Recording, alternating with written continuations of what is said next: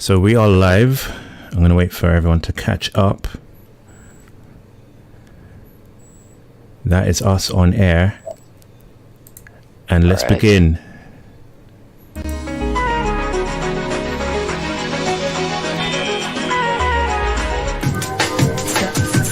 Some robot voices. Right, I'm on my second connection. Okay, wow. Let's start again. Let's do it.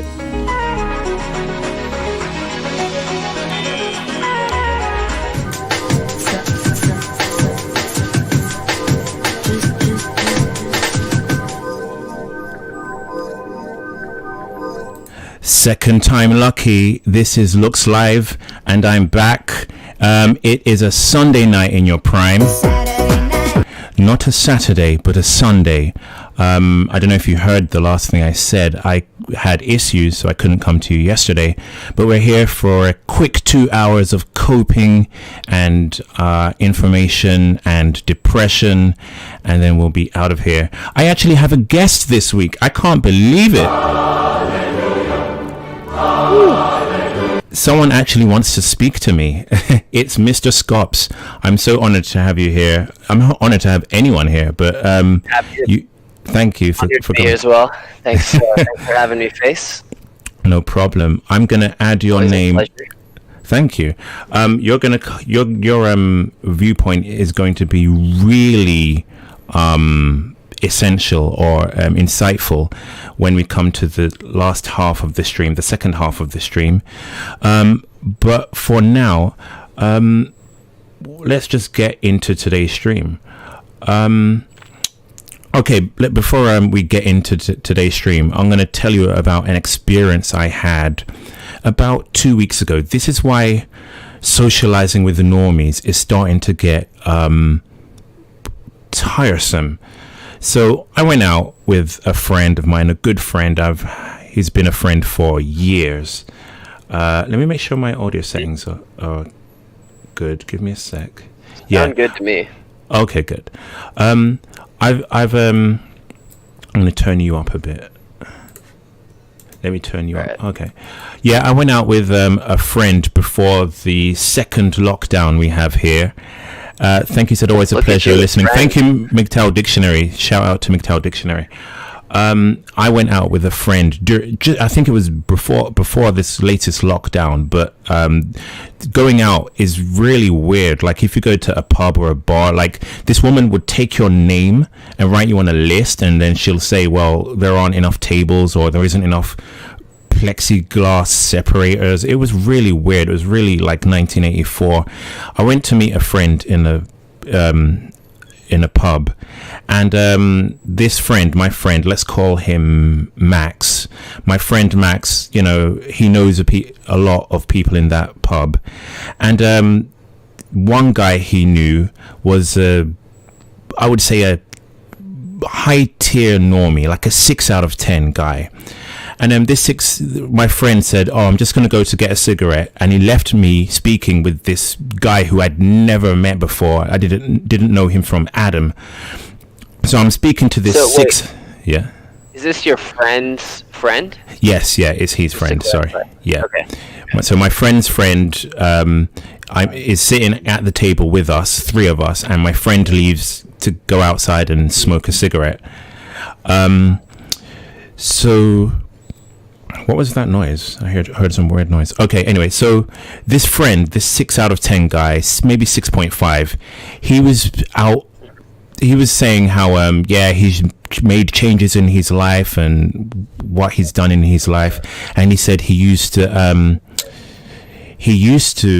had a next door neighbor who a female whose house he used to go over for let's say snuggles, and he, you know, it was easy for him. Life just seemed to work for him. And he said before that he had another next door neighbor who he used to go over for snuggles. He's dating this girl now. Just the dichotomy between his life and mine. Exactly. He didn't even have to leave his street to get a girlfriend. And so he moved away recently, but he came back to this pub because his girlfriend lives in the area. And so anyway, he spoke about these relationships he's had. And then my friend, who, you know, in his desire to be helpful, I just wish he didn't say anything. My friend knows about my YouTube channel, and he said to this guy was a North African guy. My friend is black, Max is black. The other guy is North African, but 6.5 out of 10.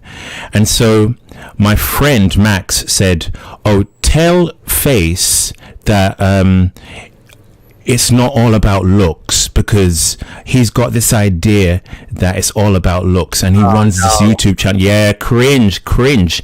And so this North African guy, remember, he's a 6.5 out of 10. He's been banging his neighbors, female neighbors. This is what he said to me. He said, "Well, you can't please every girl, but you'll eventually find the right girl. She'll just come along. It all works out." To be blue-pilled again. Yeah, I know. What I would give. So we can't even expect men to be black-pilled, all men to be black-pilled. So we've got no chance in hell of society understanding the incelibate problem that's sweeping the West. I mean, the level of delusion. He just spent the last 10 minutes telling me that it was easy for him to get laid, and he's all of this kind of Chad-like lifestyle. And yet he thinks looks aren't playing a role in his exploits. He just expects that his situation is true for all men. Exactly. Just complete ignorance. Is so have you ever had a black-pilled experience like that, or where you're kind of fighting the blue pill?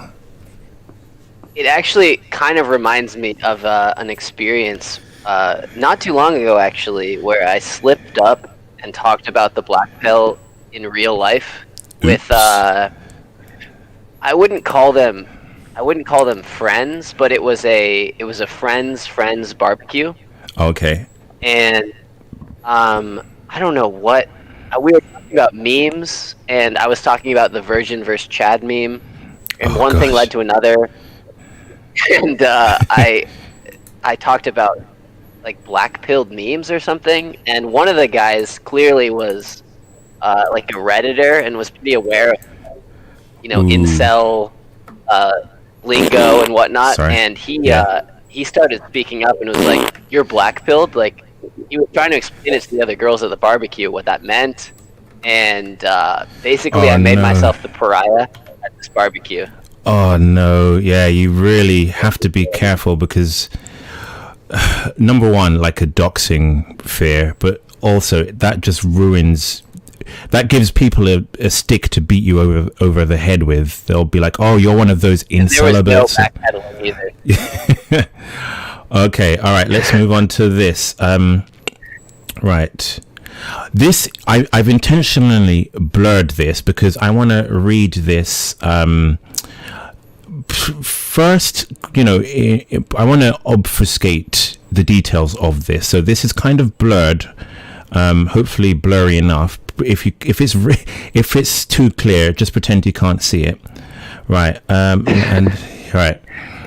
So, the topic is black pill and physiognomy. Who life ended who? And by the term life ending or life ended or life end, you know what I'm referring to end someone's life. So let's just get a definition. Basically this. Yeah. What do they call it? Cancel culture. So yes, to cancel. Yeah. Yes. Nice. I like that. That is that's the correct answer. Physiognomy. Yes. The definition of which is a person's facial features or expression, especially when regarded as indicative of character or ethnic origin.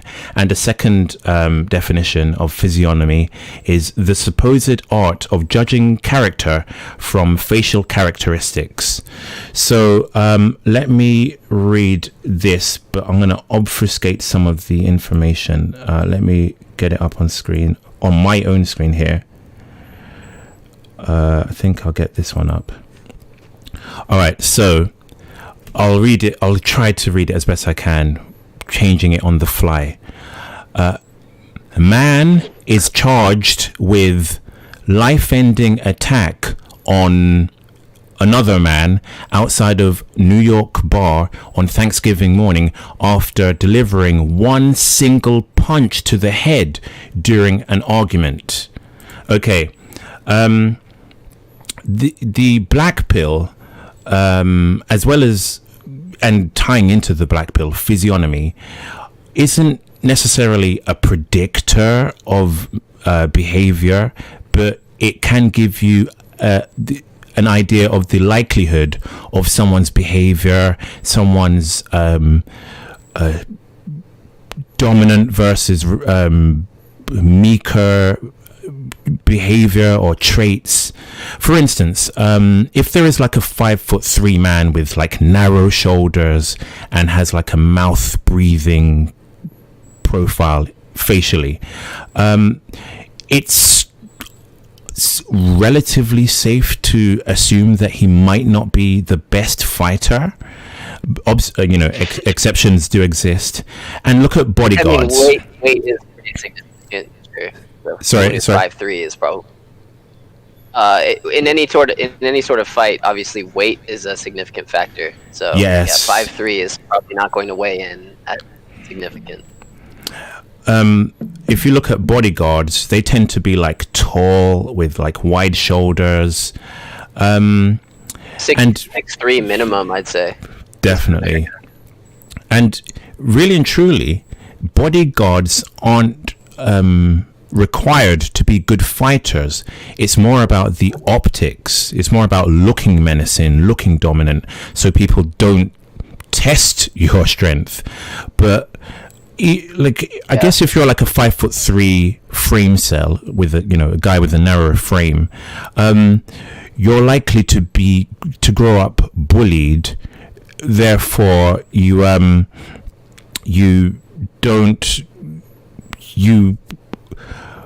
kind of settle into the role that society gives you. You don't try to act dominant. You don't try to test the waters with taller men and try to punch them up. And it kind of works as in a self-fulfilling prophecy, right? High inhibition is not something you're born with. It's something that you're nurtured into. So, with that said, I think that blue pillars and red pillars probably don't like the idea of physiognomy, because physiognomy is pretty much a black-pilled philosophy. All right, so because if you look at physiognomy, I read out the details. One of these guys cancelled the other. Which do you think was the canceller, and which of these guys do you think was the cancelled? Obviously, Chad here on the left cancelled a likely incel on the right. Does anyone? Maybe it's a trick question. Okay, let's see if the live chat wants to play a part in this. So live chat, which one of these guys cancelled the other? Cancelled his life? The guy on the left, let's just say 1, or the guy on the right, 2. Which one did the cancelling? So I'll give them some seconds because it's delayed. One of these guys cancelled the other. Which one do you think it was? Who did the cancelling? All right, while that goes ahead, So, someone's trolling saying the incelibate cancelled the Chad. Plot twist. So yeah, Lewis Plays Games said left. Old Saggy or Sax says 1. Title says means. All right. Okay. So everyone is saying 1. Look at the Chad on the left. You can see that, right, Mr. Scops? Oh, you can see. Yeah. I mean, his jaw alone. Yeah. It knocks me to oblivion. Yep. And yes, exactly. So let me read the title. Let me give you a clear picture of what happened. There it is. Bartender 25 is charged with life-cancelling attack on Irish Gaelic football player 21 outside a New York bar on Thanksgiving morning after delivering a single punch to his head during an argument. So yeah, the Chad on the left, and this should come as no surprise to any black pillar. This is no surprise. This is exactly what we speak about. This ties into the black pill precisely and accurately. We can make assumptions about people's looks, about men's looks. So it's insane to reason that women don't make even more deeper assumptions, because we're looking at these guys through the lens of. Sorry. Like, who's going to protect these exactly women, obviously? But we're looking at this through the lens of which one is the most chadly looking, which one is the most masculine looking. Women have like more investment tied up when judging a man's physical characteristics. They're looking at reproduction, protection, who's going to be the best place to place your genetics, basically, to go halves on a baby with. With whom will your baby be more likely to survive and be stronger and able to survive and have his own offspring. So if we as men can make assumptions about these men, just based off what we can perceive of their fighting prowess, then how many more assumptions are being made by women based off their physical looks? How many more assumptions are important to women that we're not even considering right now? I mean, I'm sure the list is endless. Definitely. Yeah, so the weaker guy had his life ended. This is just I don't know if you can see this. Even I can't see this now because I'll have to blow this up on my screen here. But even down to the photographs where they were sourced from, the Chad on the left, his photo was sourced from Instagram, and the incelibate guy, his photo was sourced from Facebook.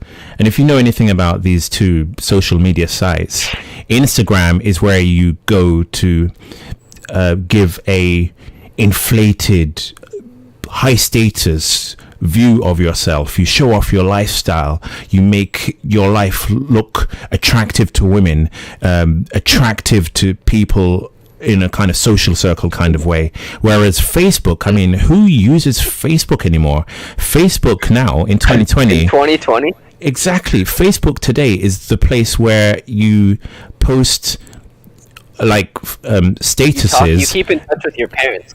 Thank you. It's like where you post like statuses that you're too high in ambition to say in real life.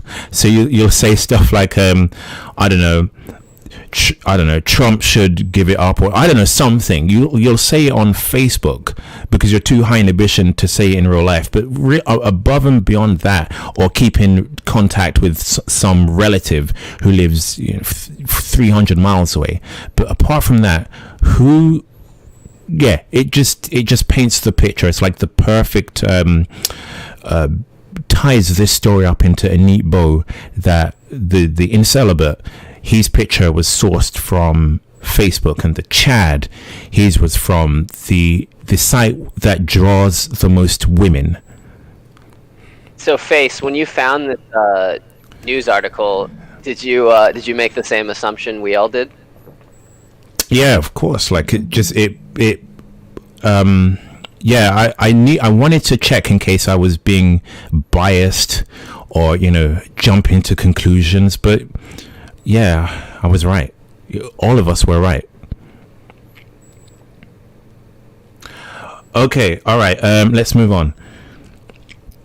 So there is a guy, MGTOW overinflate their impact.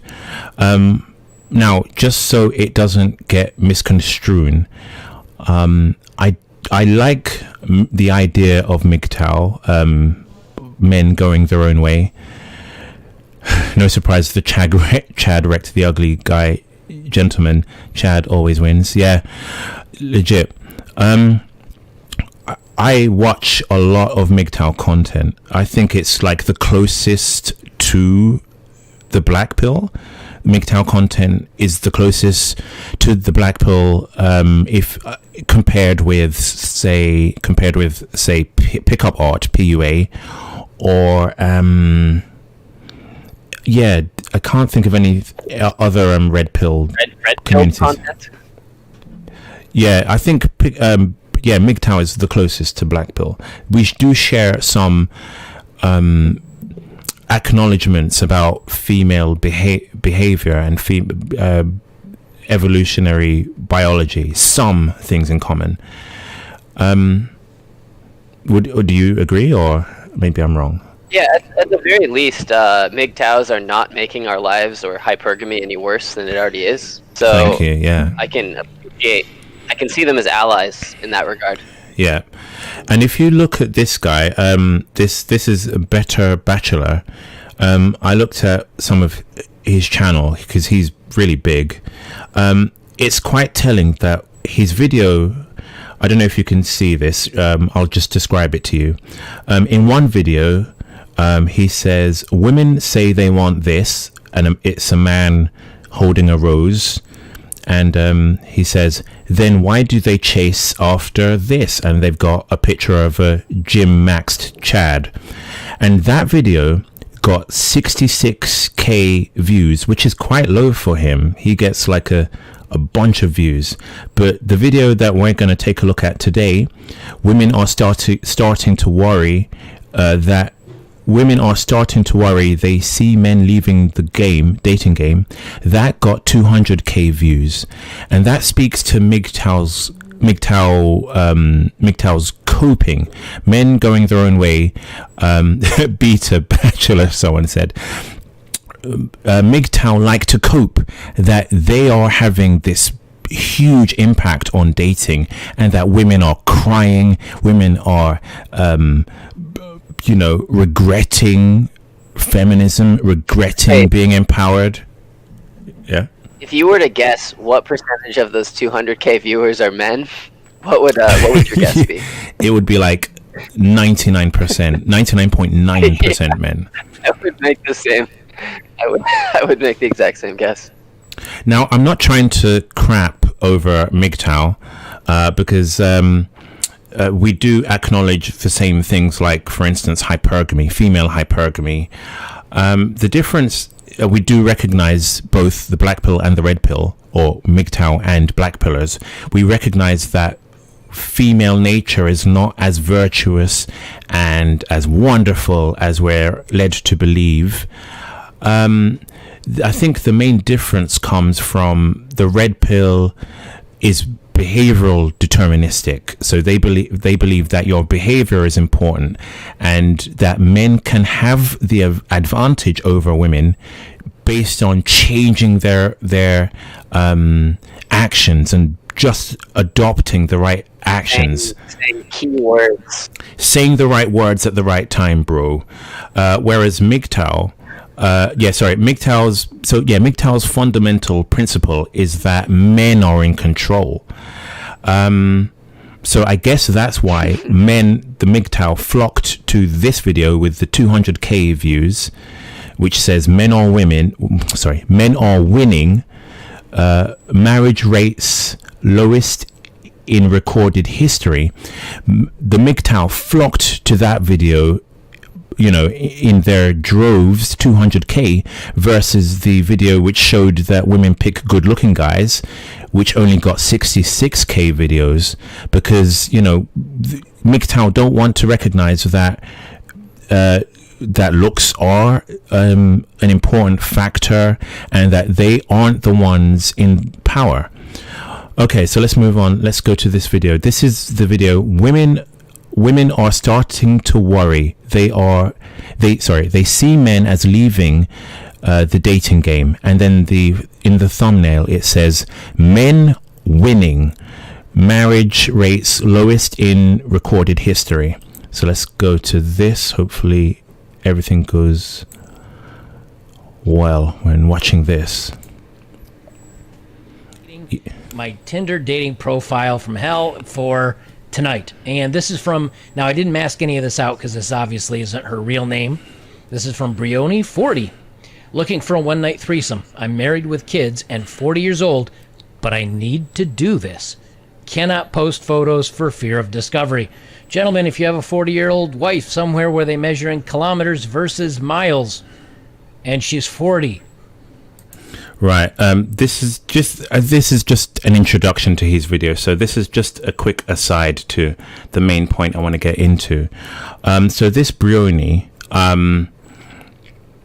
if she's telling the truth that she's married, she's appealing to men on the side, which indicates that she either has a surplus of options and she wants more, she has a husband already, or she knows that she can get more.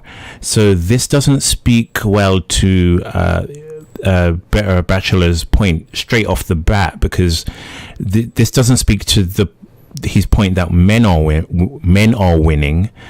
In fact, a lot of older women, this woman is 40, probably lying, she's probably 45. A lot of older women are married to men because they were born too late for like fourth wave feminism. So it's telling that with the legalizing of divorce, women are the ones who file for divorce more often. It's women who are the ones who aren't happy with the supply of men. So it's not so much men walking away from marriage, it's more a case of women walking away from marriage, unless there is some circumstance that keeps them there. And I read an example of one. Let me move my mic so I can read this. This is from NetMums. I'll read this as quickly as I can because this is an aside. This isn't the main point. I want to leave him, but I have nowhere to go. Hi, I'm looking for some help and advice, please. I'm stuck in a pretty horrible situation. My relationship has broken down. It's been a long time coming. We've probably come to this point about 3 times in the last 5 years, but we've patched it up and just plodded along because we have 2 kids, 2 and nearly 4. But I can't do it anymore. I want to get out, but I don't know how. We've just given our notice on the house, so are due to move out in less than 2 months. And we're supposed to be moving back into his house on the south coast. He's just gone down there this morning for a bit because it's such a horrible environment here. I don't want to move down there with him, but I've got nowhere else to go. My entire family is in Ireland. She's in the UK. My entire family is in Ireland, and I have no friends here to stay with. So the idea that men are winning, the idea that men are winning, or that men are leaving marriage behind. It's women who leave marriage behind, women who have moved on from marriage, except if they're caught in these kind of situations where they're dependent on a husband. Yeah, I think the only case that these women are sticking around is if they haven't locked down his finances. Yes. But if they get an even 50-50 split or a better split in a lot of cases, then they're gone as soon as things don't go their way. Exactly. She says, I can't keep going round in circles. He's controlling and manipulative. Okay, listen to how he's controlling, okay? He's constantly telling me the house is disgusting and I'm supposed to be a housewife. What do I do all day? So she doesn't work. The house is a mess. He says that he wants her to, clear up a bit, in the 10 hours he's working. She finds it manipulative. Yeah. She finds it controlling and manipulative. Here is the next brutal bit. Anytime he wants to have intimacy, I have to drop everything and go to him, or we have an argument. So he's getting intimacy through reluctantly. This is this is marriage today, where women don't want us. Giving him the bare minimum of what he knows she needs to keep him from filing for divorce, I guess. Exactly, yeah. Granted, I haven't been very affectionate with him. Yeah, no crap. And I haven't initiated anything in a very, very long time. So I guess I can't blame him for being frustrated. But maybe if he stopped going on at me about my weight, so she's fat. If he stopped going on at me about my weight and telling me I should join a gym, I might feel more inclined to do something. So basically, she's saying if he stopped, he's voicing his opinion about her weight because she isn't doing anything about it, and then she's saying, well, if he stopped mentioning it, she would do something about it. But the whole issue is she isn't doing anything about it. That's why he's bringing it up. She says, easy for her to say. She says, I have no job. My credit cards and overdrafts are maxed out. Blah blah blah. So yeah. Marriage is even when men are married. That is garbage. This husband has got to be incredibly low value, and that is a lot of marriages today. As we go through the generations, you'll find that the boomers are married, but the relationships are the women are or the wives are I can't move. I can't, pull the ripcord on this now. And then what's after the Gen X, I guess, they're less likely to be married. They're more likely to divorce. And then as we go through each generation, it's the women who are opting out of marriage. It's ridiculous. These MGTOW think that. Well, yeah. When you think about it, it's the after a divorce, women's extended friends and extended family come to support her through the hard times, and it's going to be okay. You'll find a nice new man. Man, on the other hand, his family is angry at him. His friends are disappointed.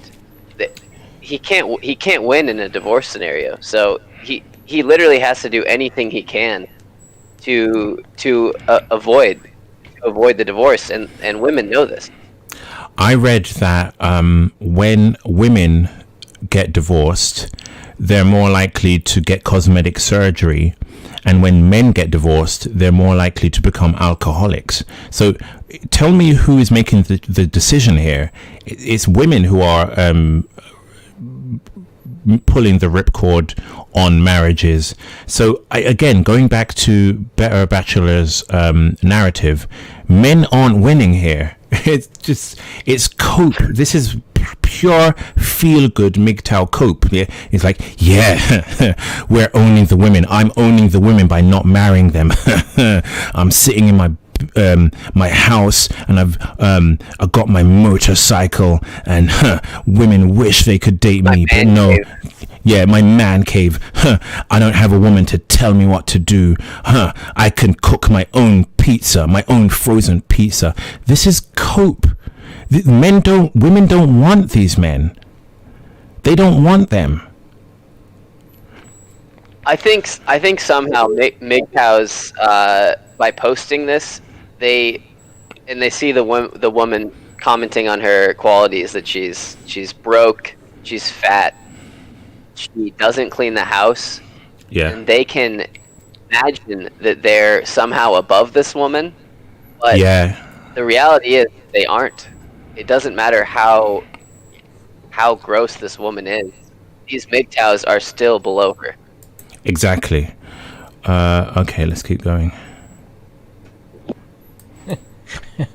Be aware. So, the U.S. divorce rate has hit a 50-year low. This, interestingly, is from a different study.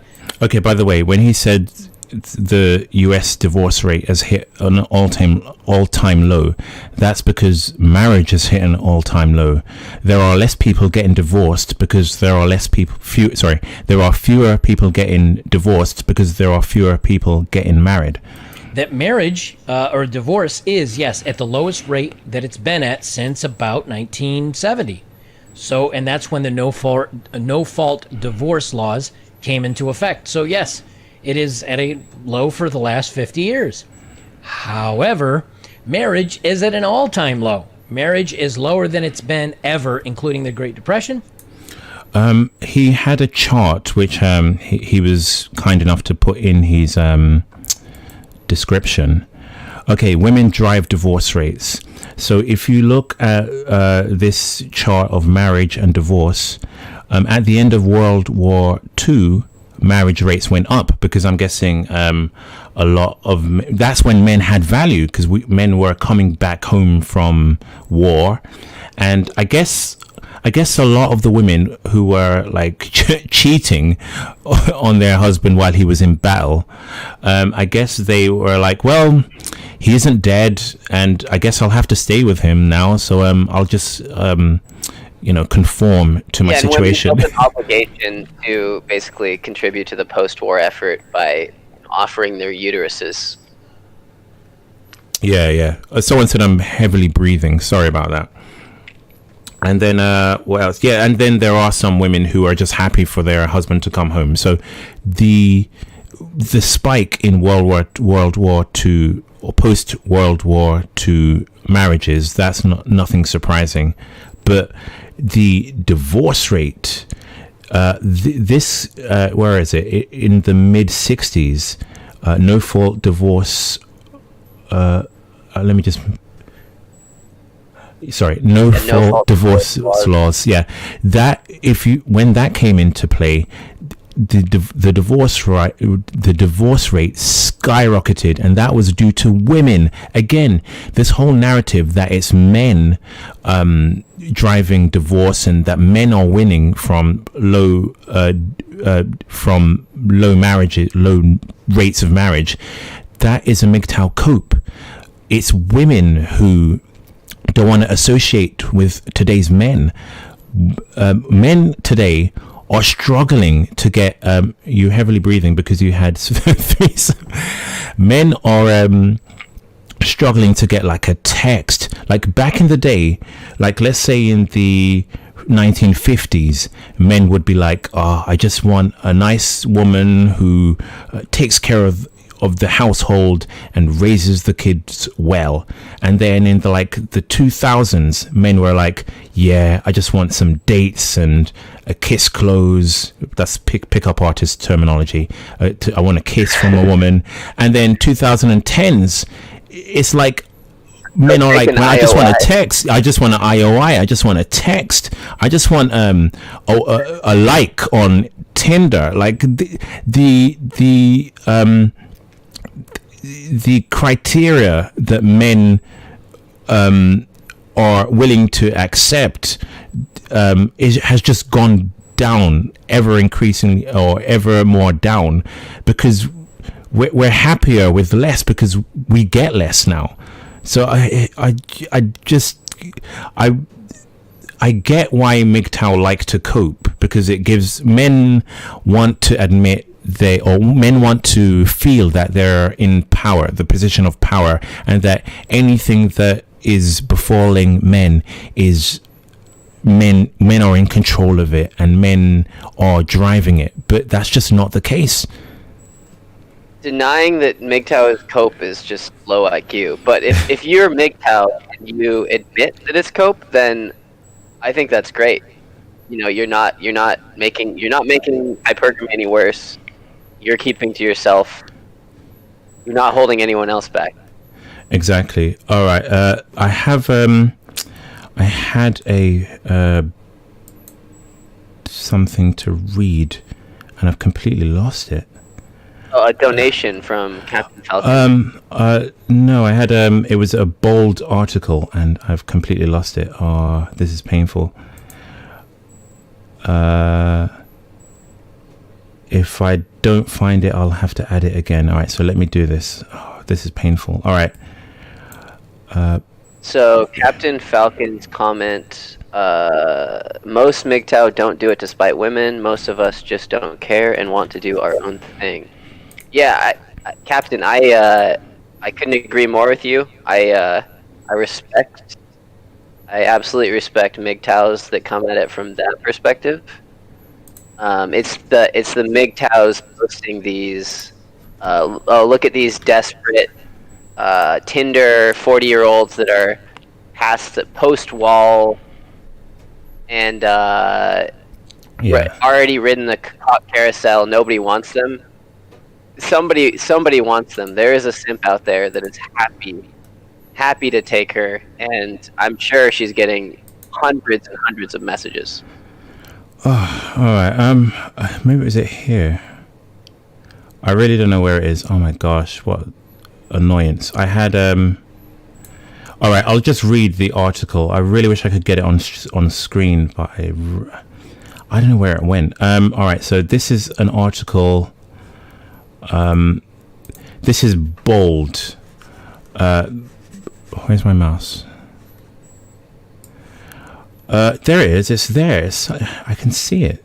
It's there. I just don't know why it's decided to go weird. Let me see if I can change it up so you can see it. Transform, edit. Let's do 280. Let me turn off the sound effects for a sec.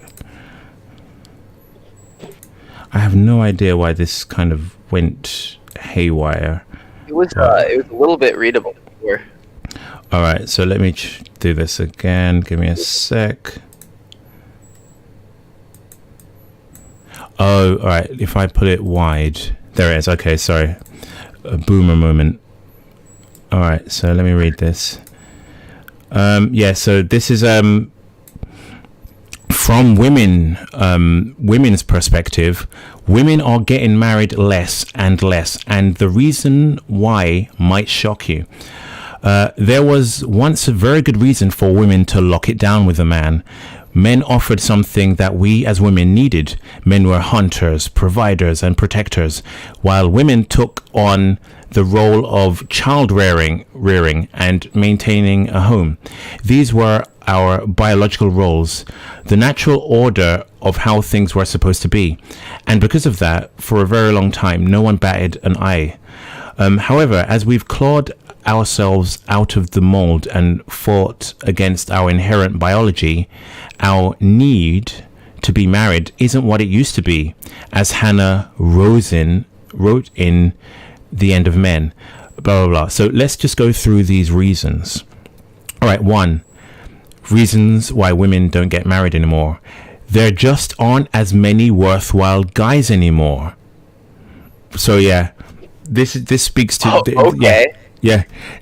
So either men's personalities just got worse since I don't know, second wave feminism, when women were able to provide for themselves and were able to choose men based on looks and not choose men based on financial stability anymore. Either that was the case, or women are picking men now based on looks and Men, obviously, not enough men are good looking, so we just aren't worthwhile anymore.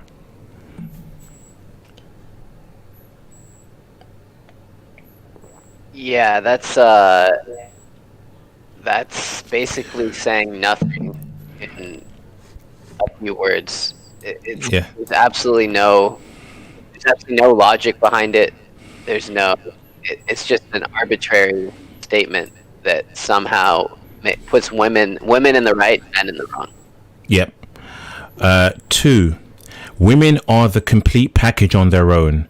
Let me just read it. Research from 2010 found that for the first time in U.S. history, more women than men are in the workforce, holding the majority of jobs in the country, while there's still that discussing gender wage gap. Oh gosh, we will get that taken care of sooner or later. So yeah, basically now women have their own money. So the only incentive, this ties into reason number 1. The only incentive women have to get married anymore is looks, or a guy's looks, or status, because they have their own money.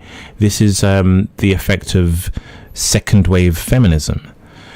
I'll skip number 3 because it's a sponsored link.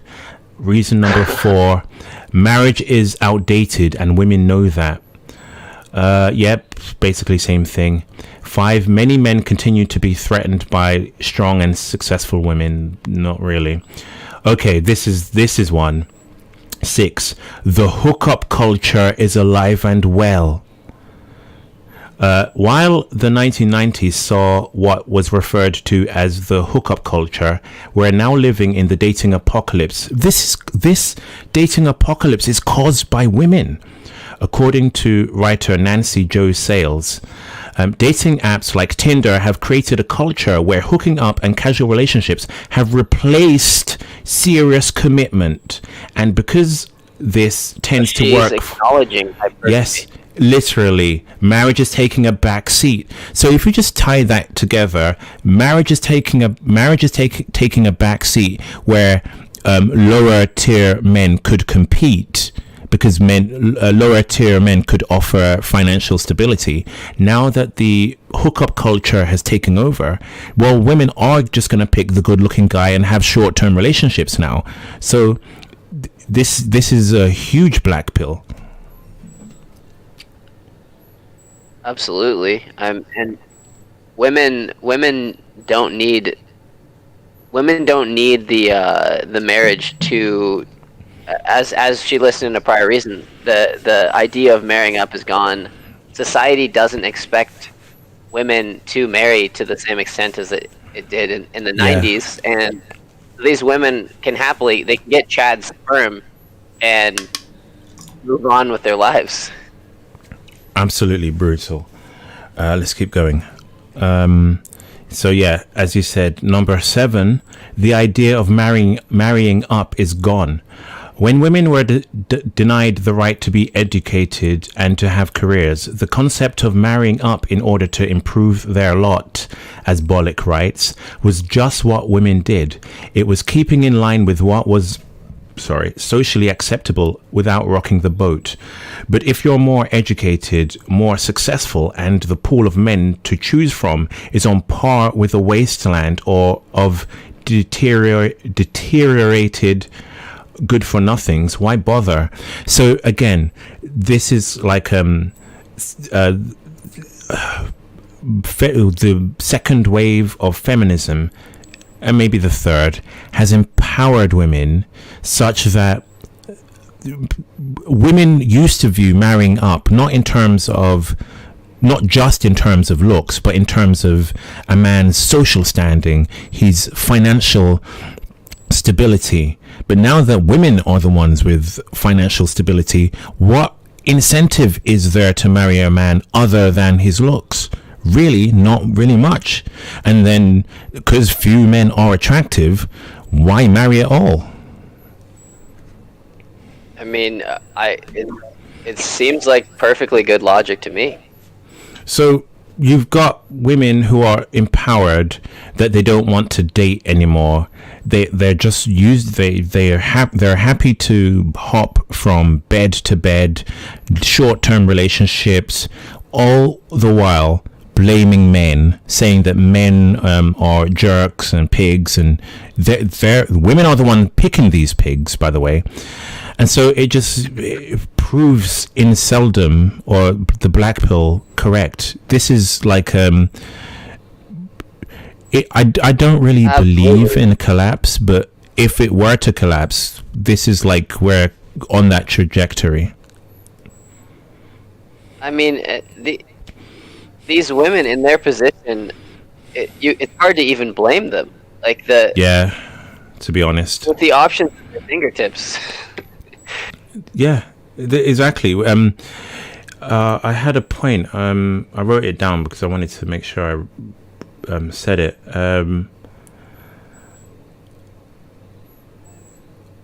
I don't know. Anyway, let's keep moving. 8, women have risen and continue to rise. 9, marriage isn't necessary for women to be mothers. Men have lost what little value they had. Oh, that is such a bitchy way of putting it. Men have lost what little value we had. It's a low blow for sure, but she's not wrong. Yeah. So yeah, this is the actual. These are the actual facts. So let's go back to this MGTOW now. Let me play. It is down to about 7.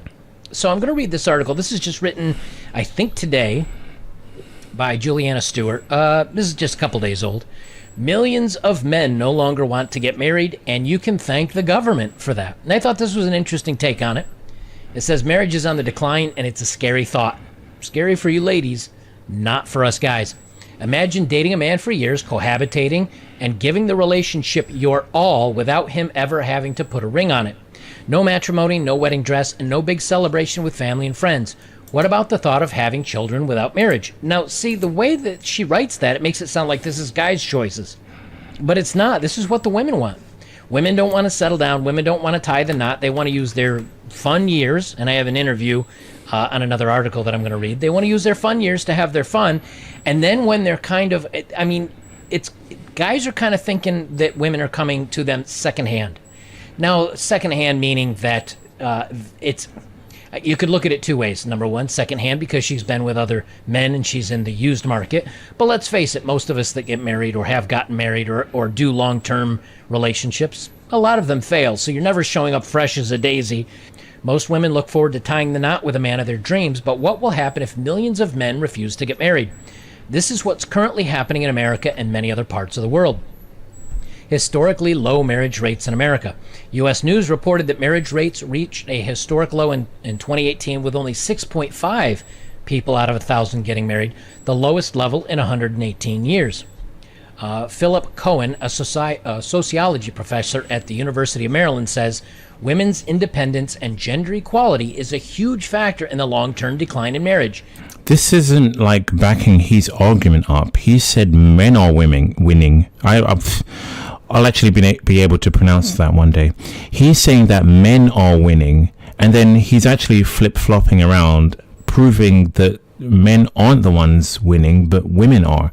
This is all driven by women. Literally disproved at some point.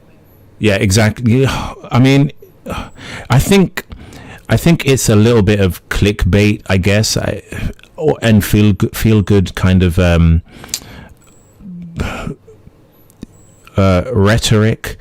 Like he's trying to say, yeah, women, yeah, divorce is kind of a thing. Marriage rates are low, but yeah, we're winning. Never mind the actual facts.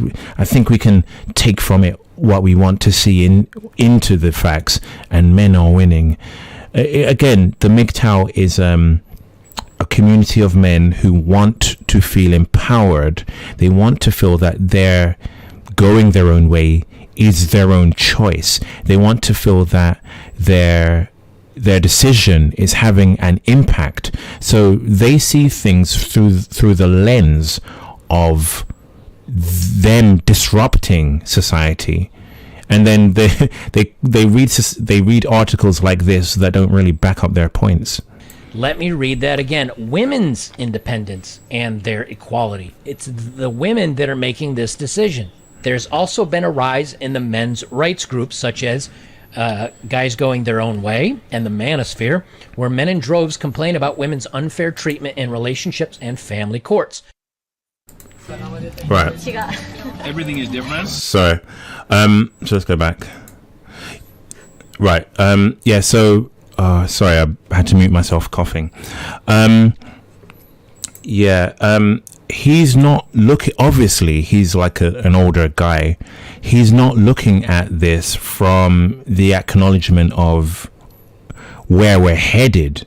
He's looking at this from a kind of boomer point of view where, 50-year-old women are getting divorced more, but he's not looking at it from the point of view where today's younger men can't get married. We can't get a text. We're struggling to get a date. So if he were able to accept the black pills coming from the younger generations, he would be less inclined to have this viewpoint that this trend is in men's favor. It's not. And going through the generations, men are becoming less and less advantaged. It's a point I wanted to raise. Isn't it funny that with second and third wave feminism, women gained financial independence, which saw women starting to opt out of marriage, and now with fourth wave feminism, which is dating hookup culture, you're seeing women opting out of dating. So it's just hookups. So it seems like with every level of female empowerment, it alienates women away from men, not so much men away from women. Yeah, I mean,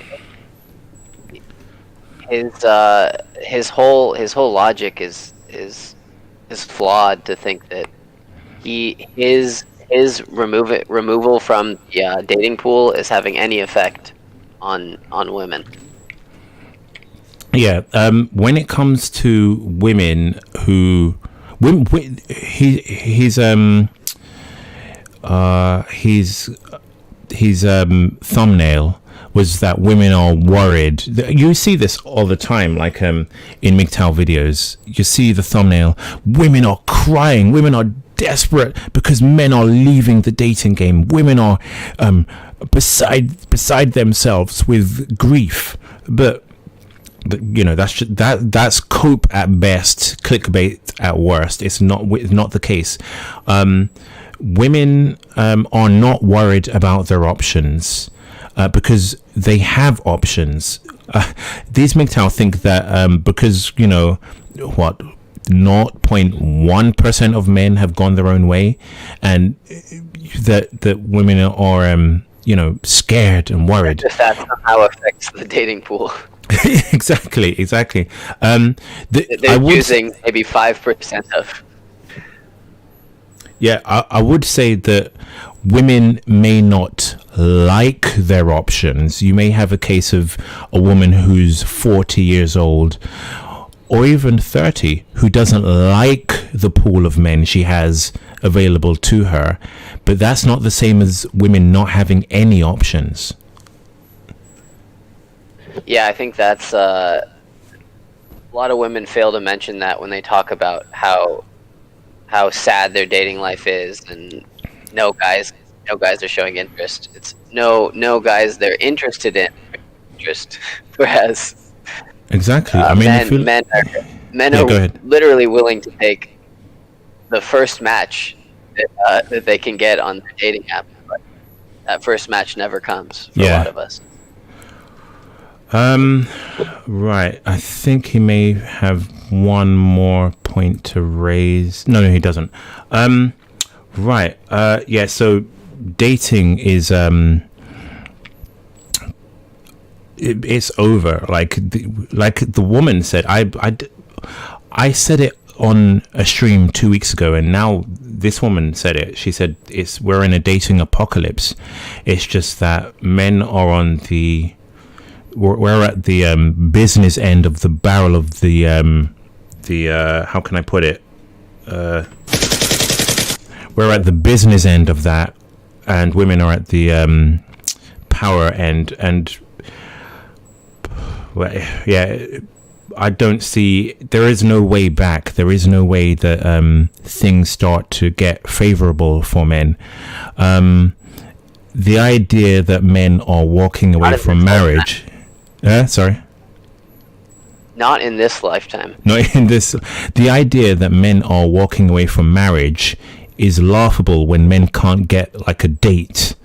So if you see these MGTOW videos, just know that it's cope. Now, of course, there are good MGTOW and good MGTOW videos out there. TFM's good. Joker, Better Bachelor has some good videos. Coltane is absolutely high IQ. I love his videos. There are some MGTOW who are good, but there is a contingent, maybe not of MGTOW, but of their content that is cope, which is just aimed at making these MGTOW feel like they're going their own way or being sent their own way is having an impact. And they fail to realize that the generations coming up behind them are even less in a place of advantage than they are. So today's men, like today's millennials, today's Zoomers, marriage isn't even a thing. It's not even a thought. We're more what we speak about in the black pill community is dates. Like that's where that's the highest heights we get to. If you're like sub 5, a date or a phone number or something. So yeah, this is it doesn't actually, this content doesn't work in 2020. It's noteworthy for a yeah, lot of men these days. Exactly. All right, let's I'm trying to think what we should do first, because we're going to move on to stock, and I think people know what I mean by stock. Your genetic stock based on the country or continent you're from. Let's let people know how to get in contact with the show, and then I guess we'll play it by ear. This is Looks Live. Looks Live. Join the discussion. Add me on Discord, FACEandLMS #3804. But don't call. Send a message to me saying call, and I'll get to you when I'm good and ready. You'll never have a white girl. Please go It's Discord only today. Make sure you don't mind people seeing your display picture. Message call to join the discussion. You to get a message readout, streamlabs.com/FACEandLMS1.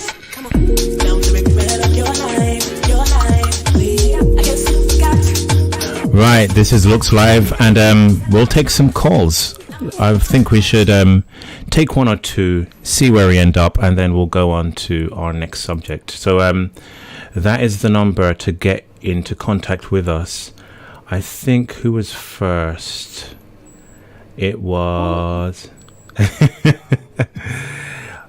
yeah, click if you're in the Looks Live channel, or if you're in the Looks Live. I'm hearing some feedback. What the hell? If you're in the Looks Live server, please click on Waiting Bay. If you can't click on Waiting Bay, say so in the chat, and I'll give you the permissions to do so. All right. While we wait for callers to get their act together. Shout out to LL Cells, someone said. Let's move on to this. Right.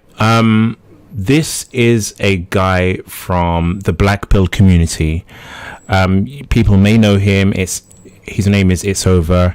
I've censored his face because I don't have permission to use his face, and I don't know how he feels about appearing on the stream. So if he wants me to censor this even further, I'll do that. He just needs to contact me.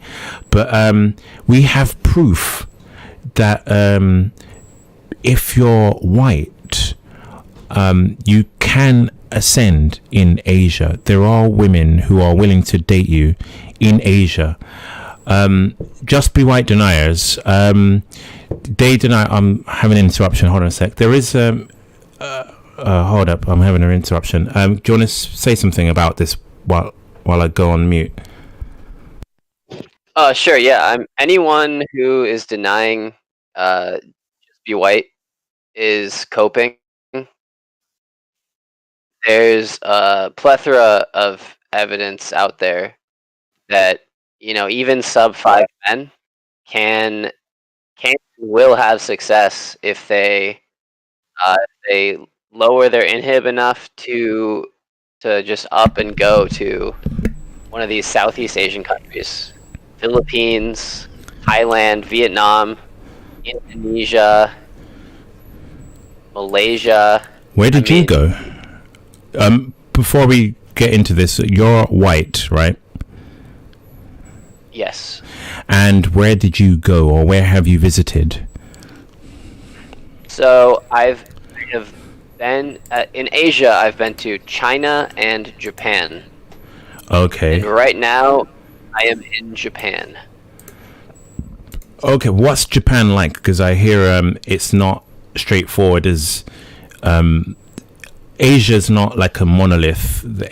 Japan especially has its own reaction or perception of foreigners. So how did that work? Yeah, absolutely. So Japan has had its ups and downs. There was a big economic bubble in the 80s in the early 90s where Japan thought it was kind of becoming the most powerful country in the world, and was starting to look down on Western culture. But after said bubble popped, Japan immediately became a kind of a puppet country of the United States, specifically. And with this puppetry, the way that Western men were idealized created a kind of an opportunity, I would say, for white men to, because obviously not all American men are white, but in Japan's eyes they are. Yep. And so if you are the stereotypical American male, Japan will love you. Okay. Okay. All right. There you have it from the horse's mouth. As I was going to say, in the Black Pill community, we have legit proof of one of our own using just be white theory to get a woman in Asia.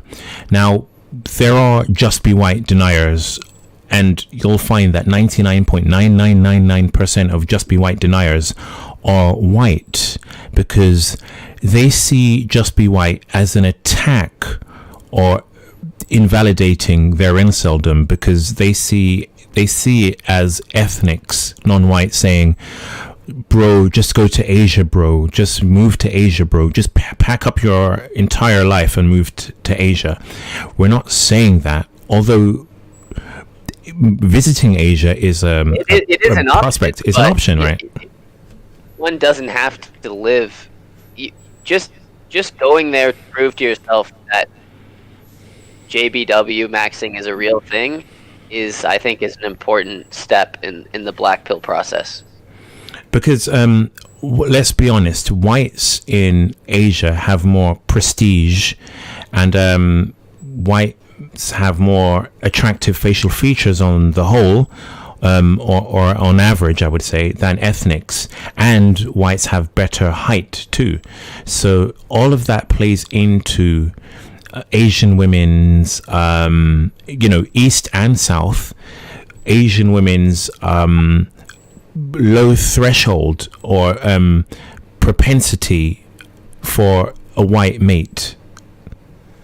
And one thing I'd like to say is that Asian women's facial recognition for what's considered attractive in the West is very low. So someone that's to the Western eye is obviously high inhib, socially awkward, bad posture. All these things won't necessarily be noticed by women in the East. Okay, let's prove that further with in this video. relationships and family courts. Right, stock, and by stock we mean skin color. You know what I mean by stock. Everything is different. Everything different. What do you mean? Look at the body language. She's holding on to him. I'm guessing this is a white guy in Asia, just This basically looks like a day in the life. a day in the life. He's just having a beer, and look at this woman. She is all over him. Look at the eye contact. For me to get this level of eye contact, I'm not even my optician gives me this level of eye contact. Everything is Obstetrician? Optician. Your eye doctor. Yeah. Look at the look. She's rubbing the back of her hand on him. This In his guy, he's dude's not just trying to have a giving her beer. She's moving it. She's moving on. I mean, who in their right mind thinks it would be like any kind of struggle for him to move her to her bedroom? Like, not at all. This is like the ball is in his court. This guy. This is a very everyday situation in Japan, and the move to a love hotel, as they call them, is as simple as him saying, "Shall we go to a hotel?" Right. Okay. I'll keep playing. Everything different. I see. Hold on. Australia. Look at the interlocking of fingers. He's like a celebrity there. Please don't tell me this is because he's Western. The cope is that it's because he's from the West. That's why he's getting this attention. Now, of course, that plays into some of the attraction, the exoticness, the illusion of high status, of money. But let's not pretend an average Indian guy or a black guy could go there and get this same level of worship. Australia is right, or absolutely not. It's his skin is the key factor in this entire exchange. maybe different from America, right?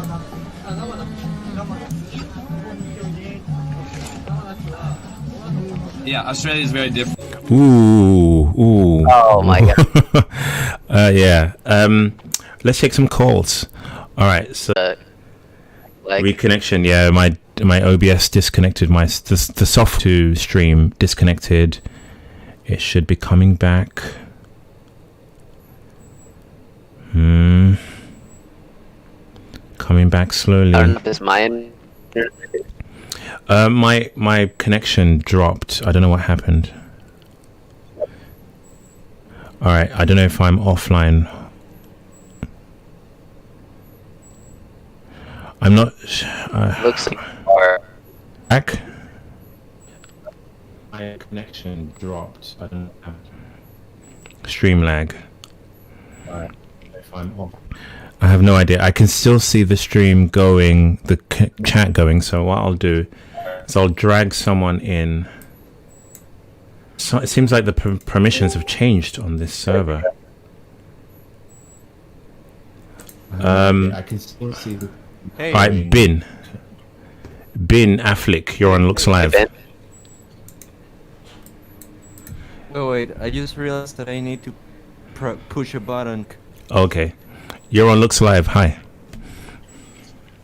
Hey, Face. Okay. Yeah. I want to talk a little bit with you first. The last 3 or 4 streams have been very low IQ. I don't know if you have noticed. The last, what do you mean, the callers or me? I apologize. No. The colors. Yeah, I'm gonna cut down on the callers and cut them off instantly if I get the sense that it's going nowhere. All right, so yeah. Who's the guy that's supposed to be talent?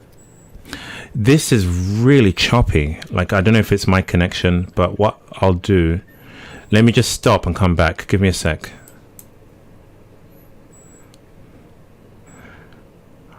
I'm going to wait for my connection to come back. I'm joining the voice chat again. Not too much. Have you been on the show before? Yeah, like 4 or 5 times at this point. Oh, cool, man. What do you have to say about either dating, marriage, or just be white theory? Alright, so just today, by mere chance, I was arguing with somebody and I wrote like this huge paragraph, and I think that it ended up quite good, so I want to read it, if it's possible. Okay, go ahead. Alright, give me a second. While we're waiting for that, Waiting with bated breath. all right, while we're waiting for him, let me look at some.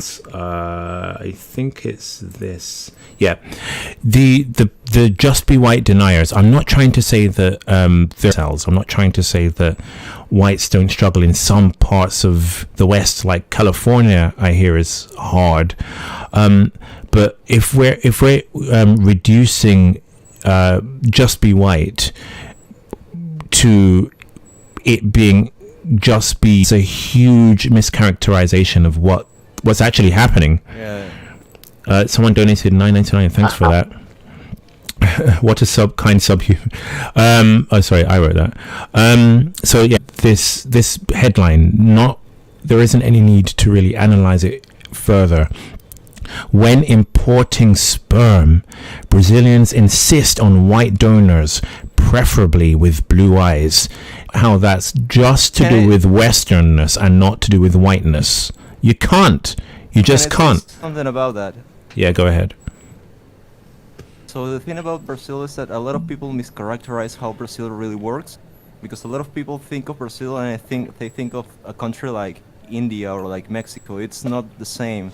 Brazil is the closest country that Brazil is ethnically is to the United States. It has a huge white population. Like 60% of the people in Brazil are white, and the other 40% are mixed or black. So that's a lot of. And the people in Brazil, the ones that have the most money, and this treatment, like the artificial insemination, isn't something that's cheap. So I'm very sure, because I'm Latin American, so I know how this works, right? And I'm sure that 90% of the women that are taking this treatment are whites themselves, probably 30-year-old roasties that never got to marry or shit like that. That's okay. All right. If you think that's mostly white women, then I'll raise you this. The wealthy single Chinese women choosing white sperm donors to have a baby. They want a family, but not a Chinese husband. Tell me more that these women aren't ethnic. Tell me more. And white men have prestige. There's no denying it. Well, that's true, obviously, in terms of economic projection. White people are the ones that have the most, so it makes sense. It's not economic. It's not just economic.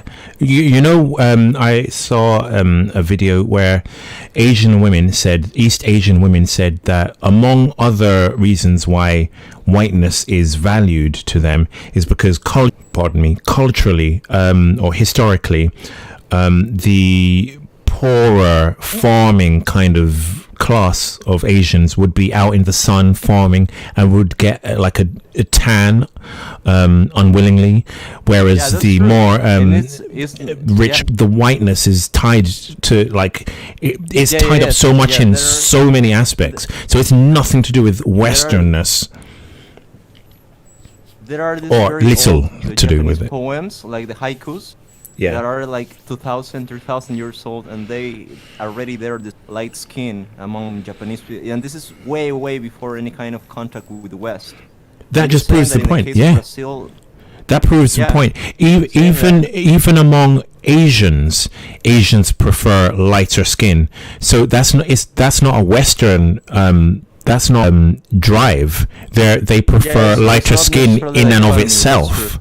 They prefer lighter skin, even their own culture, in their own stock, their own nationality. They prefer lighter skin.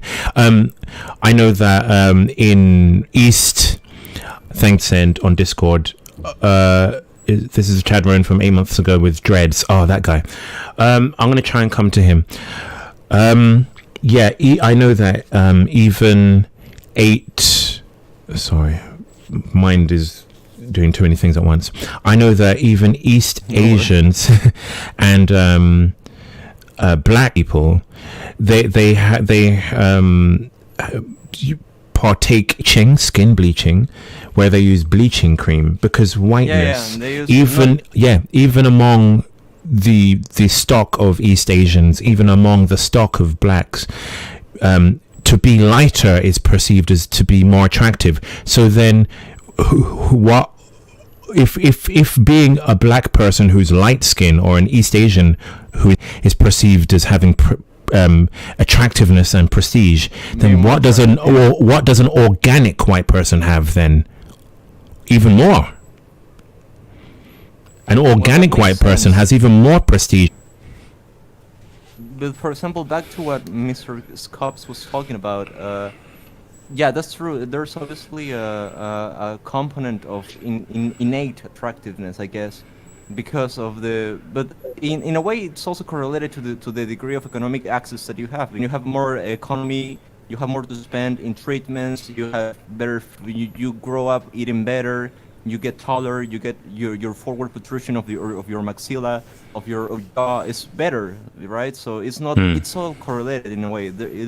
It's a network in a way of traits that end up in the expression of attractiveness in nations that are more economically fluent or solvent than others. Men said, what about suntan? Suntan plays into the notion that active whites aren't necessarily like Nordic, pale Nordics, but somewhat like Italians, French even, like swarthy white is attractive. But these people who suntan aren't trying to look, they're trying to look swarthy. Golden, yeah. Did you have like a poem to read or something, or like a haiku? No, or not a haiku. Then some kind of quote. Yeah. No, it's not a poem. It's a real argument about something that is related to everything that we talked. And also talking about these things about pigmentation and about the tanning and about the scales within, I don't know, like snow people, whatever you want to call them. There's a lot to talk about this, and I feel that it hasn't been talked before in your show. So format that you employ right now, it doesn't give the time unless it's on the first half of the stream. So I don't know if you're willing one of these weeks perhaps to have a stream with me, so we can address this better in like the first hour or 2 hours, and then we can follow to the rest of the format, the more common thing that goes on here. Okay. Because I have a lot of I don't know to call it clips, but a lot of information that I think is propitious to be shared. Could be very good to be shared and talk about. To elucidate. All right. Okay. All right. So I have to keep moving. So thanks for your call. Yeah. Okay. Go ahead. All right. There in species there is a strict monogamy to a strict polygamy spectrum. For species that are on the serial monogamy, that means marrying from one to another monogamy spectrum, there is an institution that is based around vasopressin and oxytocin. One hormone that is vasopressin is related to regulating the heart activity in the parasympathetic system, and the other is related to the way in which we relate to other people and the way in which we react to stress. So everybody feels this kind of love. There are two different institutions of love in humanity. There's this heart accelerating. There's this heart accelerating, purely physical, adrenaline infusing vasopressinal one, and there is this cuddly, bubbly, oxytocinal one. But the difference is that men pair bond through one, and females band out pair through the other. Yes. Men pair bond through the vasopressinal one, and females through the oxytocinal one. And oxy is related to the degree of stress and pain that a person can endure. And because of this, the capacity of feel empathy and to self-insert in somebody else, right? Because it's related to the degree of stress, glucocorticoids that are in the stream. During sex, females experience an oxytocin buildup, because sex for a woman is an inherently painful experience, which she correlates intensely to the feeling of trust and safety that she derives from her partner. After the climax, there develops an ABAic, it is a type of acid in the brain, imprint, a temporal lobe in the temporal lobe of the female brain, and that part of the brain is dedicated only to that man, and she will recall to that specific part of her brain anytime that she's with him. And this is the basis of pair bonding in humans. It's not only the hormones. It's about rewriting and rewiring the brain neurophysiology of the female. So, are you saying what's the issue then? All right. So, the problem is then that this process of neurochemical imprint is not something that is innate in humans as it is in another species, because we are recent monogamous. We don't descend from a species that itself was monogamous, and because of this, after a certain number of imprint, a new one fails in the female brain. Oh, so women are basically, what you're saying is women are less able to pair bond after secreting a certain level of this hormone. Yeah. Yeah. Like just to put it in a nutshell. It's not. Yeah, it's not.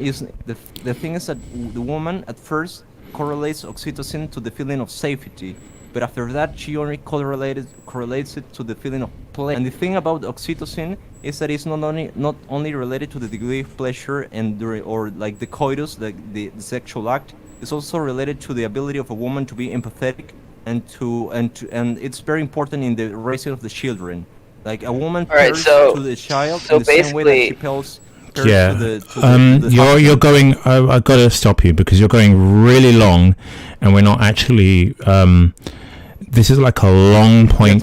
We can explain this in a sentence or so by saying that women who have had many partners are not able to bond as effectively with later partners. So getting it first is advantageous.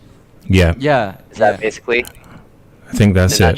Flick, I think this is a point that needs to be like, brought up on like its own stream.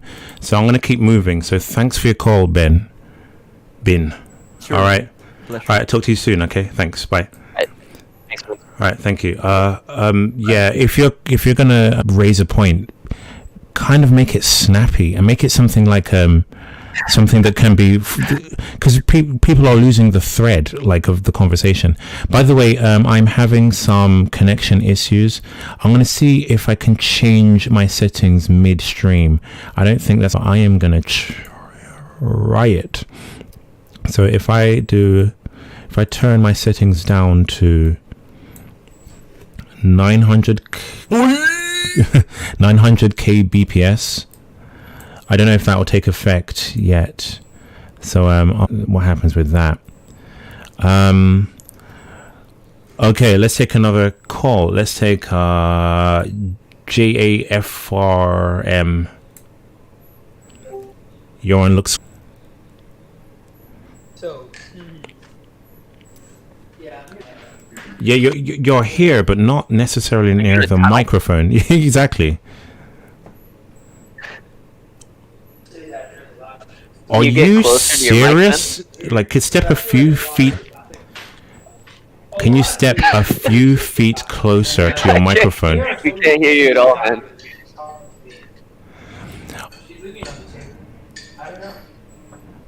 Is he speaking to us? He's not speaking to us. He's having a conversation. He's not speaking to Maybe us. take a different one. All right, I'm gonna swap him out. No, he's talking to someone else. He's not speaking to us. Get on. Oh, I'm on a different connection. The connection comes back up.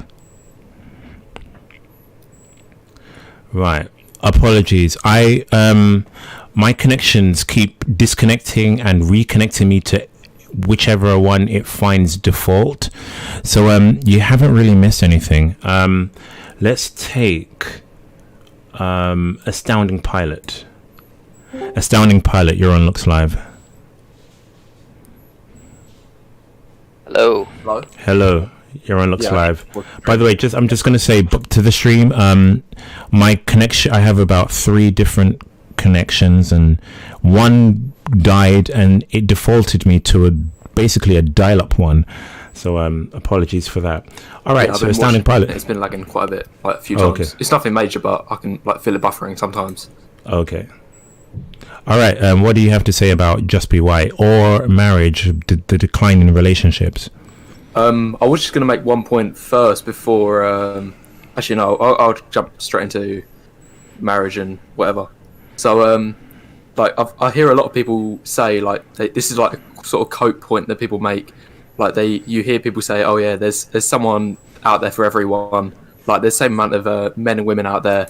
Like it's quite a blue pill point to make that people say. Like they say, "Oh yeah, it will eventually come through. You just got to meet the right person." But I don't think that really works because, this is the reason. Because once a woman has a child with a man, and that could be with Chad, it could be because of divorce, like after getting married or anything, then her SMV pretty much plummets. Obviously, it's different. People you can beta bucks after a woman has had a child, but for me personally, I would rather start a relationship with a woman, starting from scratch. I want to have a family of my own. Most men would. Yeah, I'm sure a lot of men would agree with that. Yeah, they don't want to have bear the fruit of another man's child. Exactly.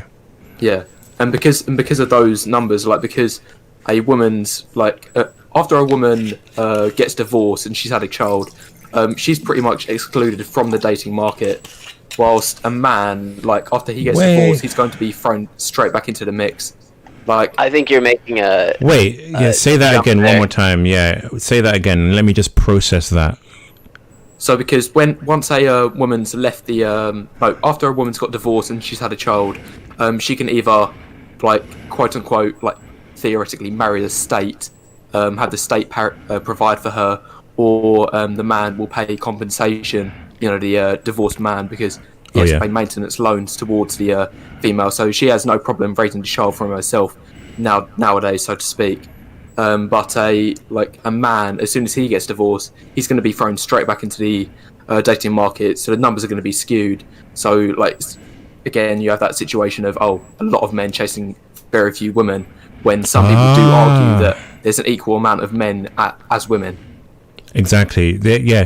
First of all, things aren't equal anyway, because the number of men to women in the population, I think there are it is 50-50. Is it 50-50? I've seen in certain, if you break it down by age demographics, I think there are slightly more men than women.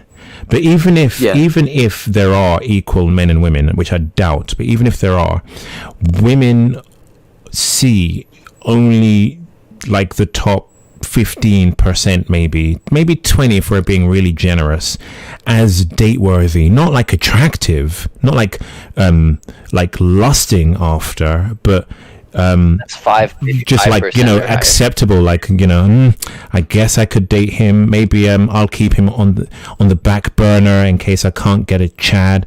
Women see this a small subset of men as date worthy. So even if we are 50-50 in terms of population, women are ignoring a huge swath of men, so we're not equal. There isn't this equality. So then surely that would mean that an equal number of women aren't getting any attention from men. No, because a lot of these chads are dating dating like serial Multiple, monogamy. yeah. So they're dating women, or like they'll have hookups with a bunch of guys in rotation, or they'll date a guy for a while and then not be single for a while. Whereas the woman's male equivalent, who's maybe sub 5, he won't date anything at all. So it's not this whole notion that if women are dating, then that means an equal number of men are dating. That's garbage. That's like kind of just world fallacy that doesn't actually work out in 2020. Yeah, and also there's that, and one more point, also that women like are concentrated like in sexual attraction from the age of about 18 to maybe like 30, like tops, but then like men who are 30 and to like 45 sort of age are all still chasing those 20 to 25-year-old women.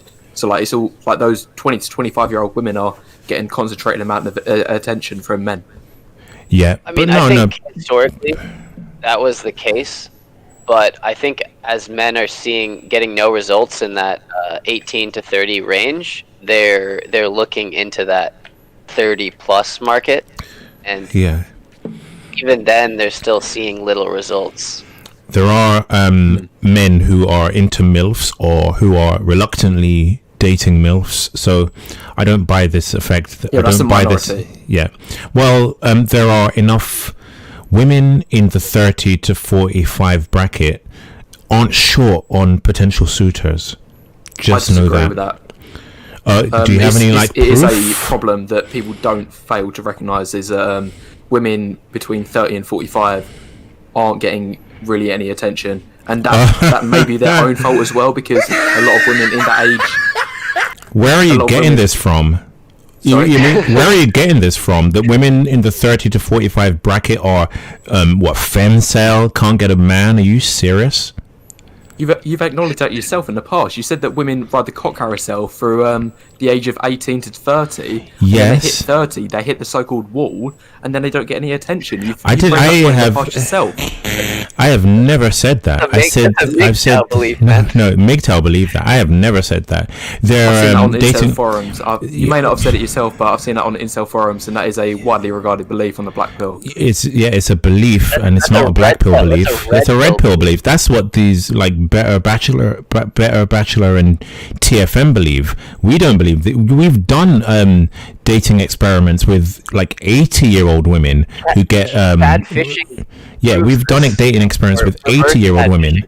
Women don't struggle. I don't dispute the fact that women will always have an edge over man. So like a 6 out of 10 man will be worse off than a woman in her 30s who's past her prime, who's maybe like a 5 out of 10, like so less attractive, but she's still gonna get more attention than a 6 out of 10 man in his 20s. I don't dispute that, but men, like women, still like lose a lot of their edge after 30. Men lose a lot of their edge, but I would say that women. At inception, just talking about having options. Yeah, women. Okay, let's be concise. Women in their later years, like 35, 40, don't have the same wide options that they used to at 18. I don't think everyone can agree on that. But to come to some conclusion apropos of nothing at all, based off nothing, that women I didn't say nothing at all. I still said that they have an edge over men in their 20s. So, but you're saying that there are women who are like 30 to 45 are struggling to get a man? They're struggling, but they will always have an edge. No doubt about that. Because they're struggling. Maybe if they're struggling to get a man, it's 100 to 1,000 times harder.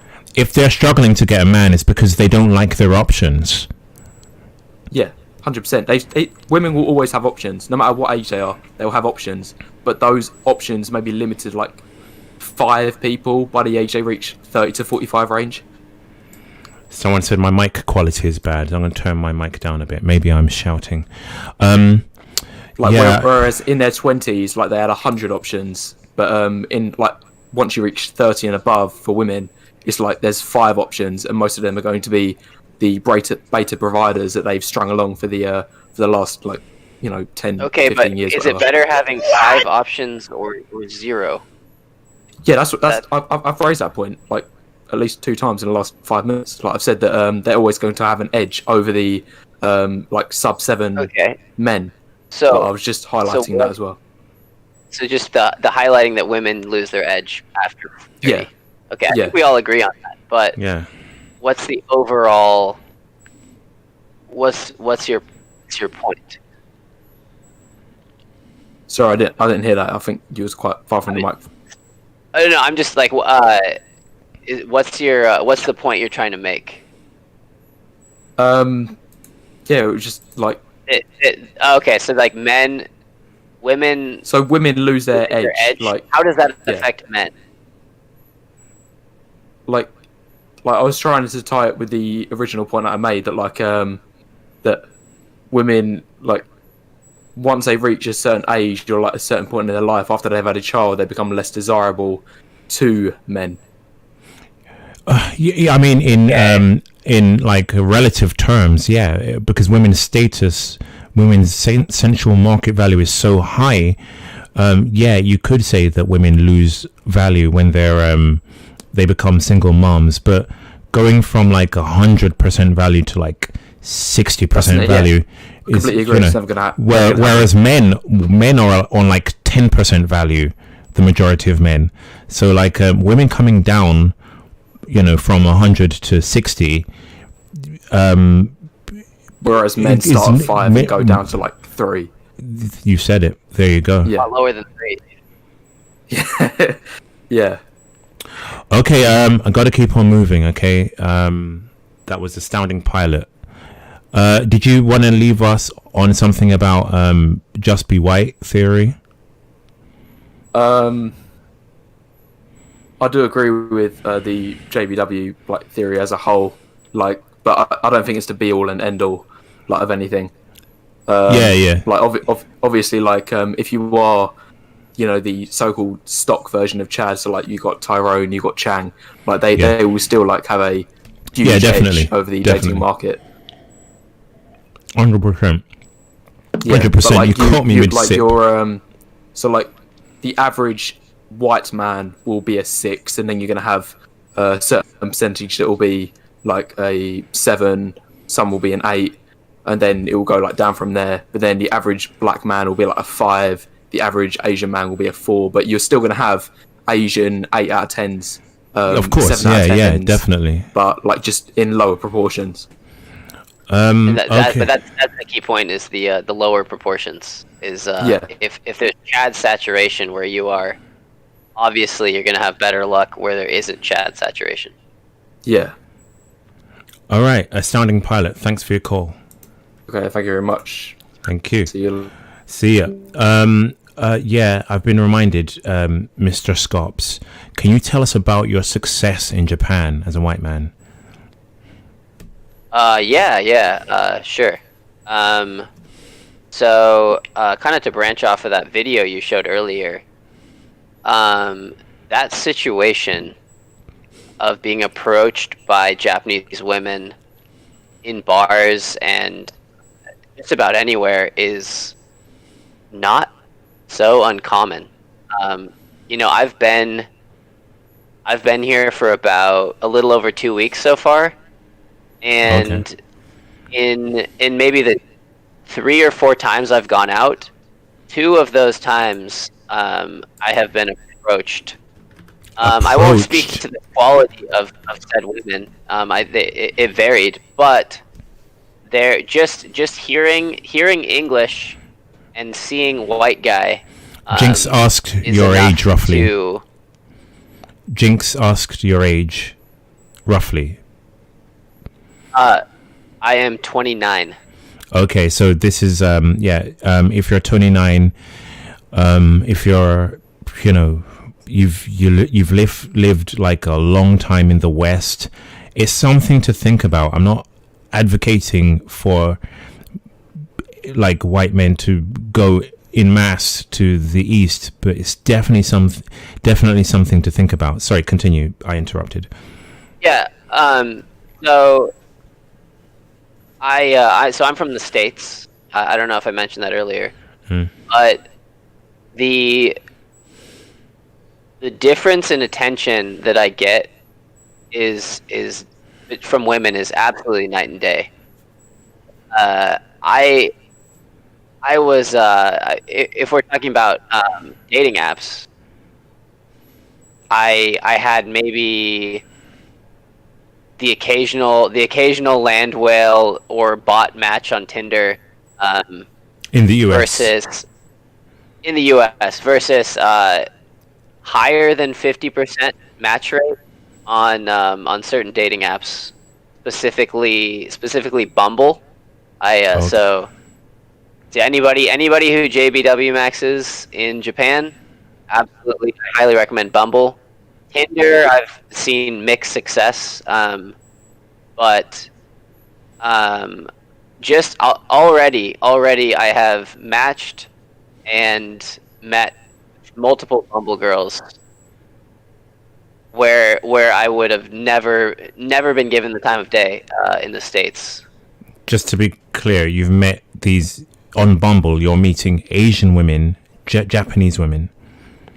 Japanese women, yeah. Okay. Japan. Let me see if I can move ahead with the video. Or did I have a point to raise? Yeah, go ahead. Yeah. If you want me to go into more depth, so I hear a lot of in these black pilled servers. I hear a lot of white guys, especially Americans, talking about how over it is for them, how hypergamous their state is, how things around them. No amount of surgery maxing, no amount of gym maxing. It's all cope. It's over. Blah blah blah. But in almost every case, these guys have not tried geomaxing. And okay. So just for those who have run out of hope, are at wit's end, I urge you to at least just take a trip. Dip your feet in the water. If that fails, I'll eat my words. But I have yet to see a case. I have yet to see a case of a white guy failing in Japan. I can't speak to the other Asian countries, but I just the amount of interest I've gotten in these 2 weeks has been nothing short of incredible. It's wow. Not an exaggeration.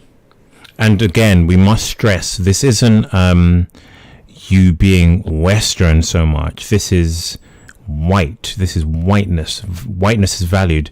Look at the screenshot we're looking at right now. This woman who looked very brown before, she white max, I guess, and she complained about Asian dudes hitting on her.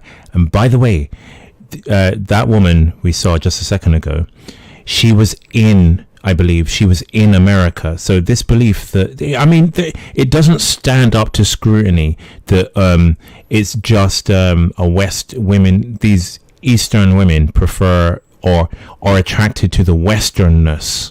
It doesn't stand up to scrutiny because look at this picture. They're in the West. These Asian women are in the West. I don't see the picture. Oh, you can't see it because just in general. No longer. I'm no longer stream. Oh, let me screen share with you. Right, you can see that. But just as I was saying, it doesn't bear out in reality this belief that Asian women are attracted to the Westernness of a man, regardless of his stock. That doesn't really bear out because they're attracted. There are white men. Time again. Exactly. There are white men who get ethnic women in the West. So what there are like Asian women who live in the West who seek a white man. Let me give you a little anecdote from the last week I went out. I went out on Saturday, and I met a friend, I guess you would call him. I just met this guy recently, but he's kind of doing the same thing as I am. He's a guy from the UK, BBW maxing. So I think we kind of figured we could help each other out. We get approached by a mid-30s Indian brain surgeon. What? Wow. Literally brain surgeon, trying to ride on our coattails, so to speak. Goodness. And Congrats on being white. Go ahead. What was that? I said congrats on being white. Yeah, and so the women interacting with us literally excused themselves from the conversation, and we didn't talk to them again. Wow. This is a brain surgeon. Jeez. India's brain surgeon. Where was this, by the way? In Japan? In Japan, yes. Damn. Let's take Anons 12. You're on Looks Live. Anons 12 Anons. And because he's probably listening to the stream and not paying attention to the live Discord, let's give him a few seconds. Yeah. He's muted, but I guess. Okay, he's muted himself. All right. He jumped. He couldn't take the pressure. Spider Surdo, you're on Looks Live. What's up, Spider? You there? Yeah, I'm here. Hey, welcome. What do you have to add? I would like to talk about the MGTOW thing. Oh, accent cell. Okay, this will be really quick. Like you, I think MGTOW with... Oh, I'm sorry. I could barely hear you. Like, this is really painful. Hello? Can you hear me better now? Okay, yeah, now, yeah. Well, basically, while I know MGTOW is the goal, I is a want code. MGTOW to expand and to become a mainstream thing, because if it really gets people into it, we can change things a bit. I mean, beta orbiters should disappear. I don't know. I'm sorry. I don't know. This is this is like this is really hard to understand. Do you want to reply to Mr. Scops before we move on? Yeah. Spider, I see your point, and I agree with you. If all men went MGTOW, it would solve the hypergamy problem. Unfortunately, no Chad is going to willingly cooperate. Exactly. With Chads have their own form of it, don't Chads have their own form? Like Chads will, young Chads, let's say, have their own form of MGTOW where they don't settle down with a woman, or maybe they do. They're just not keen on marriage. But yeah, a perfect world, yes. Yeah. But I think even if only betas would go MGTOW, it would already make a difference, because most betas give a lot of attention to women, and that's a huge problem. Which language is this guy speaking? I'm sorry, Spider, but I can barely understand. There will always be blue-pilled people, and there's good luck converting them to the black pill. It's not going to happen. Mr. Spider, I really do appreciate your call, but if I, as someone who learns languages and appreciates the complexity of learning dialects and stuff, if I'm struggling, then I know everyone else is. So I got to keep on moving, Mr. Spider. Spider. So okay, thanks. All right, no problem. Thanks for the input, Spider. Thanks for the input. Now your output. Charles, you're on Looks Live. Charles. Okay. Yes. Hello, I'm going to turn you up with this. What? Okay. Mike Cell. Hey. Yes. All right, Charles, can you talk? Yes, I can talk. This is how this works. Yeah. Well, thank you. Thank you so much. This is a great opportunity for me because I've been watching your shows for a long time. I'm a big fan. probably you don't know where I am. I am very far away from Europe, England. I'm in the Caribbean. I don't know exactly if you've been there. Nope. I am. I'm in the Dominican Republic. Okay. This is very hot all year long, and That sounds kind of nice. yes, the temperature is fine. And now, right now, is about let's see, is about 75 degrees. Pretty cool. Mm-hmm. Yeah. Okay. To talk about- All right. Yeah. Let's move. Let's move on from the weather report.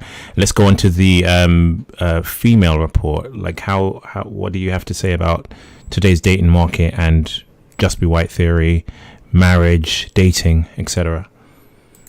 Well, what is very surprising for me is because women right now they have all the power when it comes to sexuality since feminism back in the 80s, and right now we live in a hookup culture. Women are not willing to commit.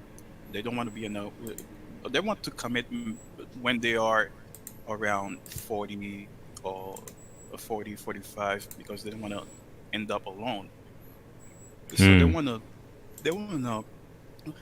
I don't want. They want to enjoy their life, riding the CC. I don't want to use the word. I don't want to. Yeah, riding the carousel. Yeah, which is something that Black Pillars and MGTOW agree on in kind alike. We agree that women in their youth, they ride the carousel of chads, and then when they get to like 30, 35, maybe even 40 these days, they start to realize, that isn't getting me anywhere. I should probably settle down. Yeah, we agree. But the MGTOW like to believe that women have no options at 35, whereas Black Pillars know that women just don't like their options at 35. Yes, because they are not getting the attention from the men that they want. They're getting it. So let's see. Let's face this. I know a girl from Puerto Rico, and she's been telling about her promiscuous life to us at work. She's 20. She's 23. Shameless now, yeah. Women are shameless now. There is no incentive for women to even have the illusion of being virtuous. They don't have to hide it. That's correct. So women now, they are open about their sexuality, and they are glorified for being promiscuous. So when I heard this, when she was telling the stories, she was in the middle of 3 guys. Oh, literally in the middle of 3 guys. She was on their knees, doing, you know what I'm begging them, please. Yeah, doing the BJ for 3 men, and they're jeez on their cleavage, and the same girl is telling that she doesn't have any intention of marrying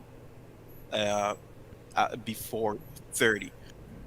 Yeah. So I can imagine the poor schmuck who's going to marry that girl and get this. He's going to be lucky. And get this girl pregnant. And give in breastfeeding this kid. Even imagine you're this guy. Your son is being. That woman is breastfeeding your kid. It's hard to imagine blue pill thought once you're black pilled, Charles. Yeah. So, by the way, I'm about to be 36. I've never been married. Well, I'm sorry to hear that. Hopefully you're good looking, right? Oh no. Okay, so it is over. Sorry to hear that, Charles. On the looks scale, I can say I'm a solid 2.5 or 3. It just gets worse. Is there any good news? Is there any good news you have? No. So whenever I go and visit my family, and they ask me a lot of questions. So when are you getting married? Oh, annoying. So it's I have that from family. They're like, so any girls in your life, or when there's a discussion on like my cousins who are my age, who are having babies, or have like on their second baby, and they're like, so Face, any babies in the pipeline? And I'm like, no. And they're like, They're you in sure? the pipeline, but Like, no, I am. I'm pretty sure. I'm pretty sure I can't get anyone pregnant from Discord. You know what? By the age of 23, people keep asking me, when are you getting married? Do you have a girlfriend? You've never. I was 23, and they said, you've never had a girlfriend. Some people thought I was gay. And Yeah, that's what you get. The But only it's unbelievable for them to fathom that men can just be struggling because of the dating dynamics today. People like, look at the guy I spoke about at the outset of the show, who banged two of his next door neighbors, not including the other women he probably banged in between, and he said, oh, you just have to, not every girl will like you, you just have to find the one who does. So many people are of that thinking, so they're not going to be receptive to the idea that dating has changed and has gotten increasingly difficult for unattractive men. So there is a friend of mine but he's telling me, Charles, you have to have game. You have to listen to your ways. Look, from the age of 23 till 33, 10 years learning game. Charles, can I ask you a question? Yeah. This was like 2007 when PUA culture was like, on the rise. Is he still telling you the same, like, just use pickup lines and just pay attention for IOIs? No. Okay, he's changed his tune. We got into an argument about, look, we got into an argument with, I told him, look, if you don't have looks, there's no way you can go anywhere. Because first of all, if you think that by having game you are going to get a girl, that's not gonna happen, because the girl already chose you the first 5 seconds she laid eyes on you. Thank you. If you're good looking, that's you get not only your feet inside of the door, the door, but also you get your hands. You get something else inside the door as well. I like that we've moved away from the ladder theory, because there aren't any rungs to climb. Yeah, as I was telling, I tried to learn game from the age of 23 till the age of 33. The only time I get a girl, that was last year. That was at the age of 35, but that girl was 46. Yeah. Yeah, like I say, women will come down slightly in their requirements as they age. This is going back to, who was that guy? I can't remember. The guy we had on who said that women are basically femcel after 30. I think something pilot. Women will come down in their requirements as they age, but their requirements don't go down to the ground. Like, they'll like lower the threshold slightly, but not low enough for most men, and not low enough for a consistency. You may get like a 50-year-old who settles for you you catch her at a vulnerable time, but there is no, like, you're not gonna be have consistent luck with like 50-year-olds or anything. Even they have like a bunch of standards that ugly younger men don't meet. Do you know why? The only chance, so even if she was 46, she was I can see a 3.5. Hmm. And she was financially struggling. So I had to. But I was surprised. I was surprised because I read the body language of that girl or that woman. She wasn't really attracted to me. But my Yeah. family, we have some businesses. We're well off, and she was financially struggling, but she was trying to cash in. So I saw everything. So I had to cut. I had to cut it. I had to cut it out This, because yeah, first bearing of in all, mind, this is in the Caribbean, which is like a second slash third world, third not world being country. third. Okay, I was trying to be nice. Third world. Yeah, So third country. you know, Okay. this isn't even indicative of her attraction to you. This is indicative of her settling or you seeing you as a potential beta bucks, and even then that didn't work out. Because first of all, this is what I come to realize. If if in my younger age I've never had or I've never gotten a girlfriend, and how is it possible for me to get one now? And the only PUA reason didn't work out. or PUA didn't work, PUA failed big time. And the PUAs are a scam. Hmm. Oh, I hope you didn't go to any live clinics. Let me tell you something. Boot camp, bro. Let me tell you something here. And in the Dominican Republic, we have some privilege. The third world countries have some privilege, so we can download the material. Don't have to pay for them. You have them on the. Well, you just have to go to the on the internet and down and look at materials and download them. So you have them. You read them. I spent 10 years reading material from every POA, from even Kezia Noble from England. Oh, that woman. And the thing is, it's not supposed to be this hard. People think that oh yeah, maybe I just haven't read enough PUA materials.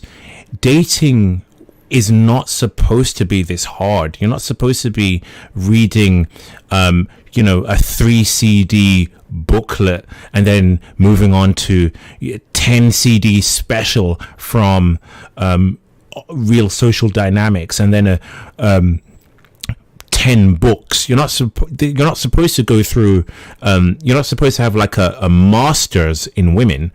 Dating was never like this in the past. You just your family said I know this girl or whatever, and or it happened organically. There wasn't this need to It was a read biological books and like study for it. It's ridiculous where we're at in 2020.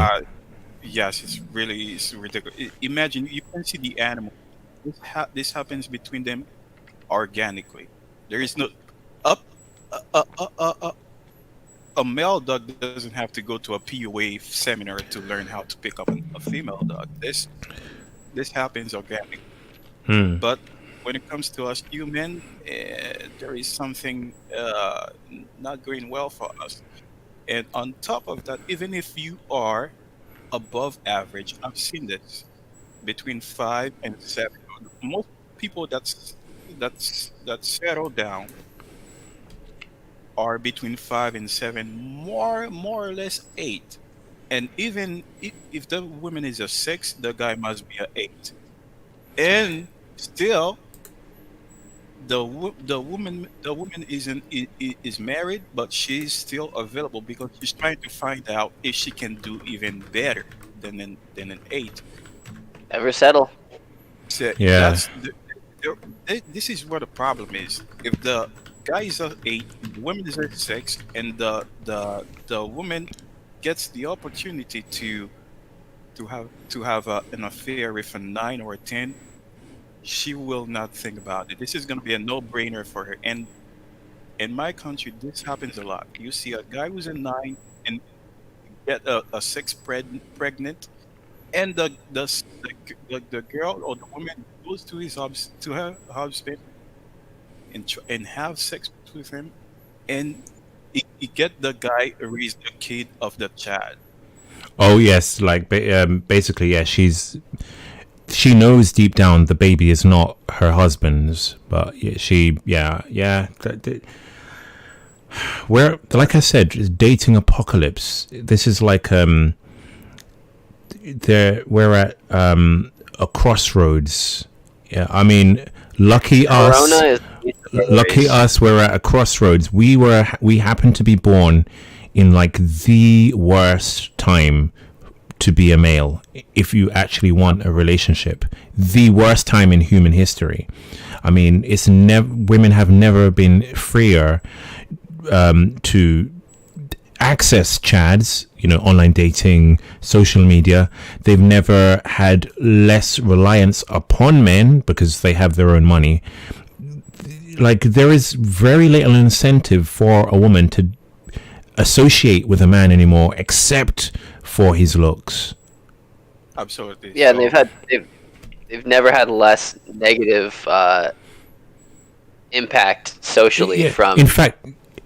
In fact, women's sensual market value, or their status, suffers from dating an ugly man. So even if a woman isn't so hypergamous and she dates a man, she considers dating a man who's like a 5'7", 6 out of 10 guy, her friends are going to tell her that she could do better. So like it's all against us. Like it's so against us that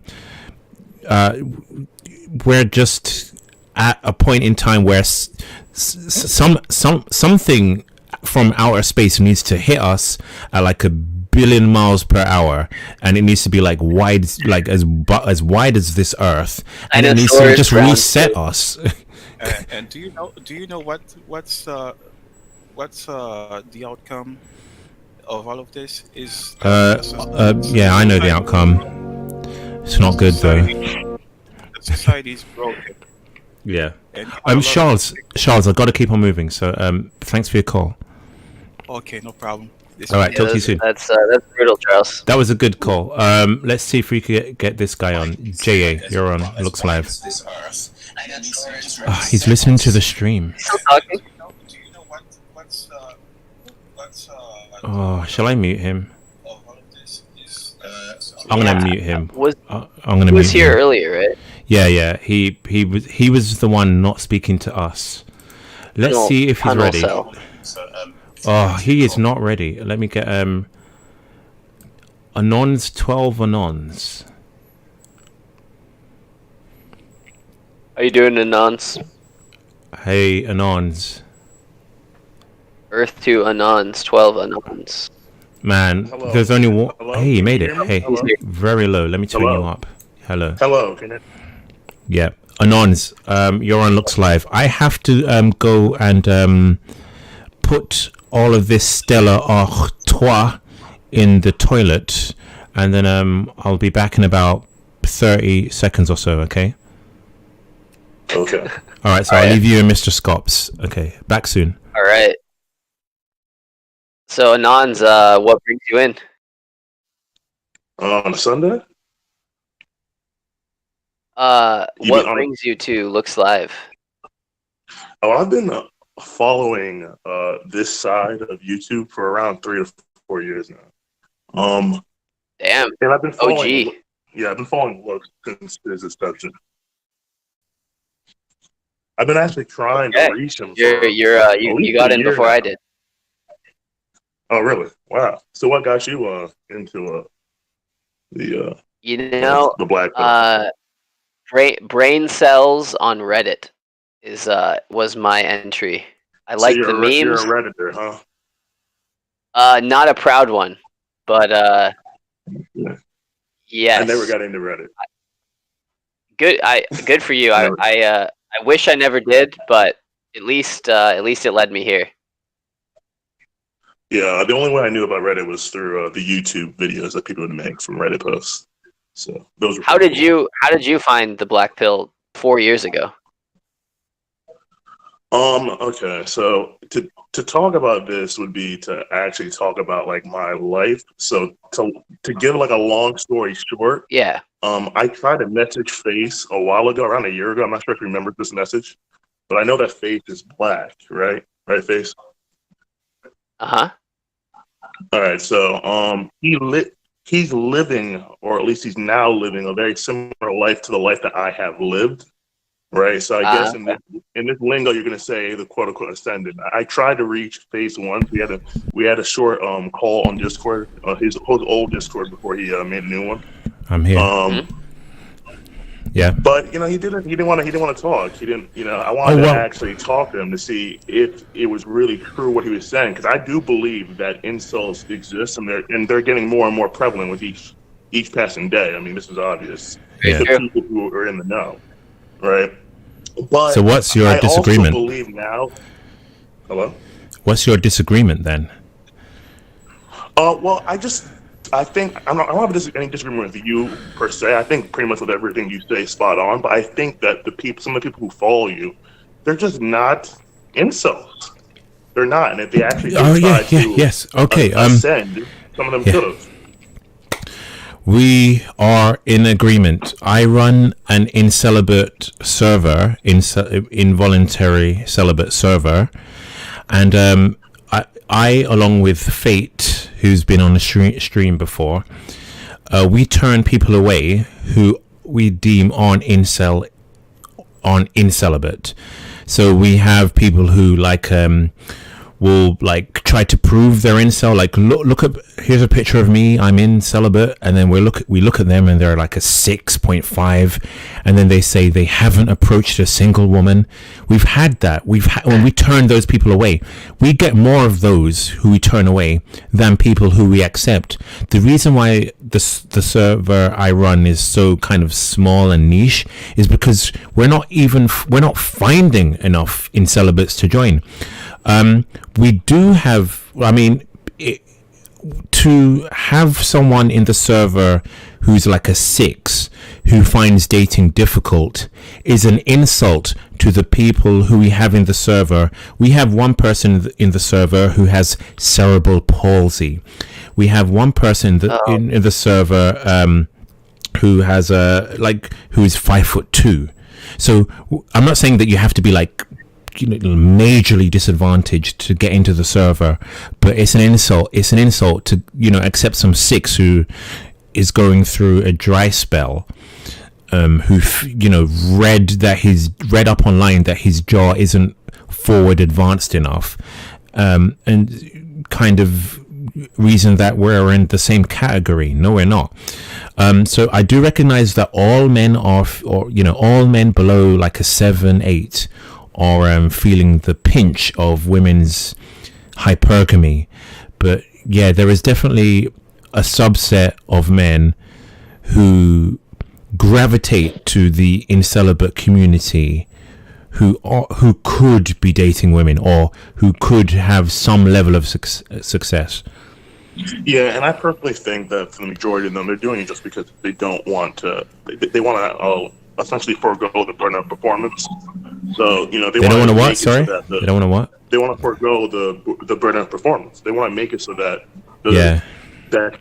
the conclusion's already decided, that they'll fail no matter what they do, so they don't have to try.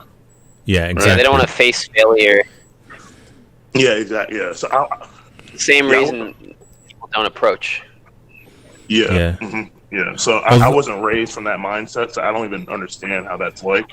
My parents raised me differently. The try until you make it. But I also was raised to just be realistic. So as a kid, I thought I was incel because I had everything.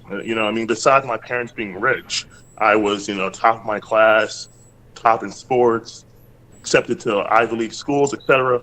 But the girls didn't like me. Okay. The girls did not like me. So of course, and I was a very smart kid. So I started deducing. I was like, okay, what is it that the other men in my school have that I don't have? And I just deduced that I was ugly. And that was just from early. This is before I don't even think Black Pill was a thing on YouTube. This is like 2009, 2010, a whole decade ago. All right. It wasn't until college, right, that I then like you mentioned before, the pickup thing kind of picked up. So the pickup community picked up, and I will admit that actually did help me out personally because it showed me that I'm not an incel.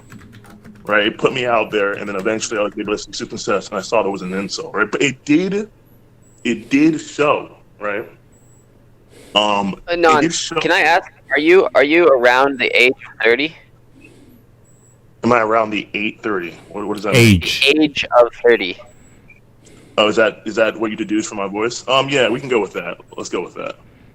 No, just older. based on the timeline of like PUA hitting popularity when you were in college. You're pretty close. You're pretty close. Yeah. Okay. So, Anyway, sorry to interrupt. No, I just think pretty much what I was going to say to Face is because when I found out his scenario, it sounded very similar to mine, so I wanted to talk to him to see how severe he was, quote unquote. He obviously has been dealing with this a lot longer than I have. So, but the thing was, I felt like how he did for years. I mean, literally years, until I started, quote unquote, gym maxing.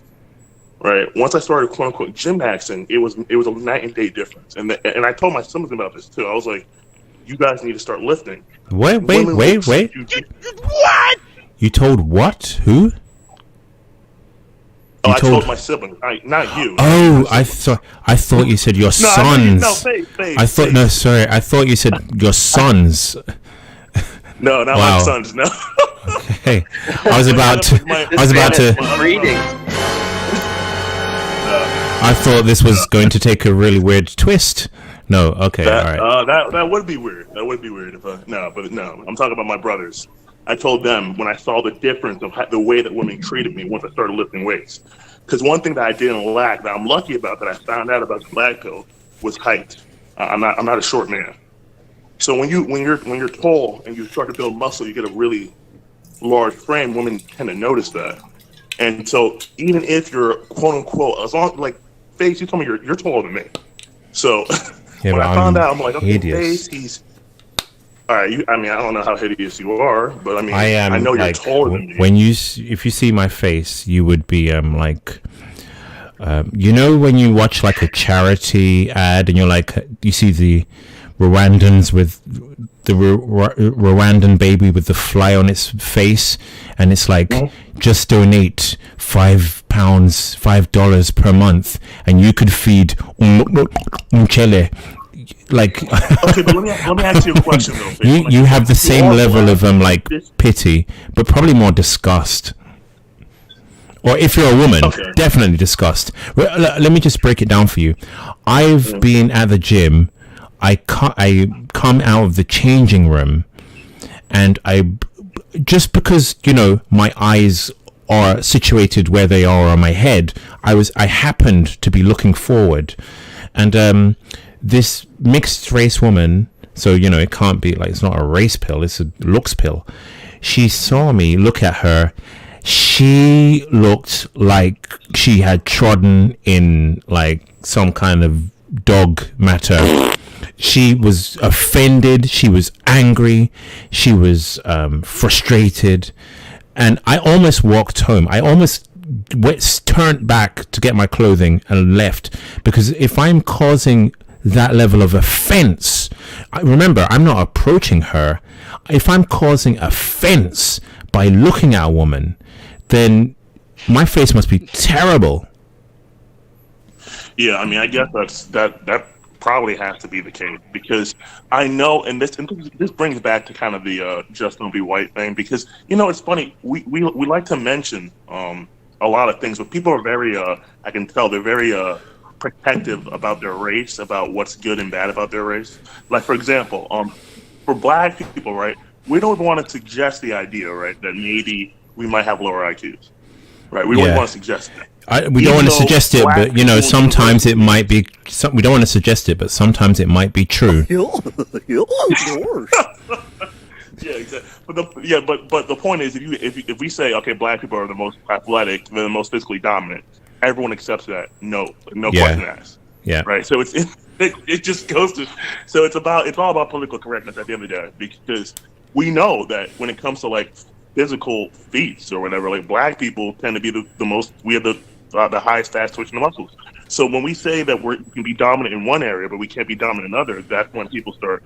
So you have the just don't be white meme, right? And you have a lot Just of be incels white. here. Just be white. Oh, I mean, just be white. Sorry. And you have a lot of incels that are also white, because a lot of incels are white.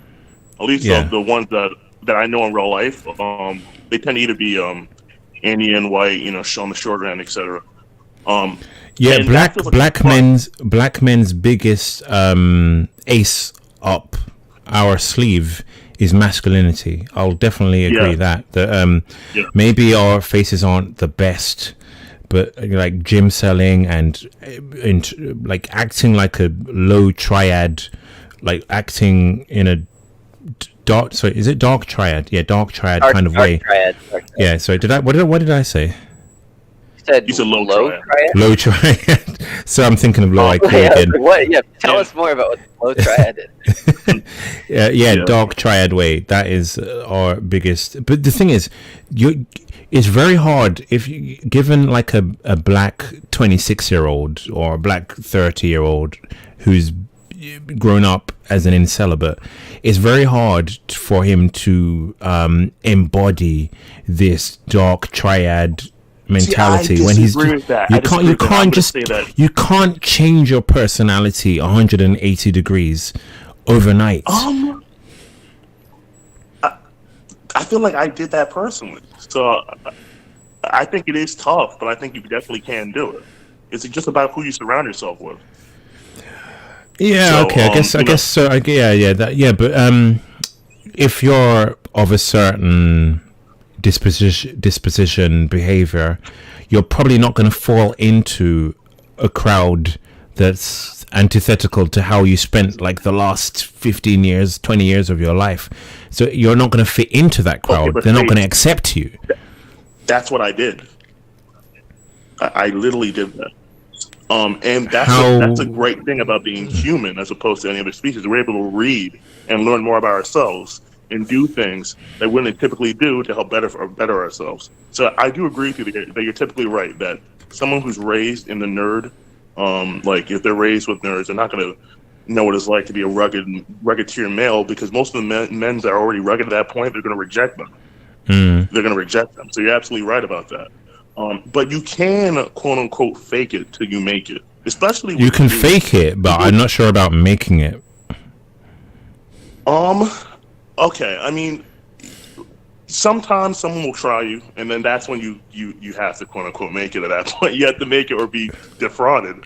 But I did notice, right, that the internet was pretty much the thing that raised me. Like the internet is what helped me be where I'm at today, because when I was raised, they raised me to be soft.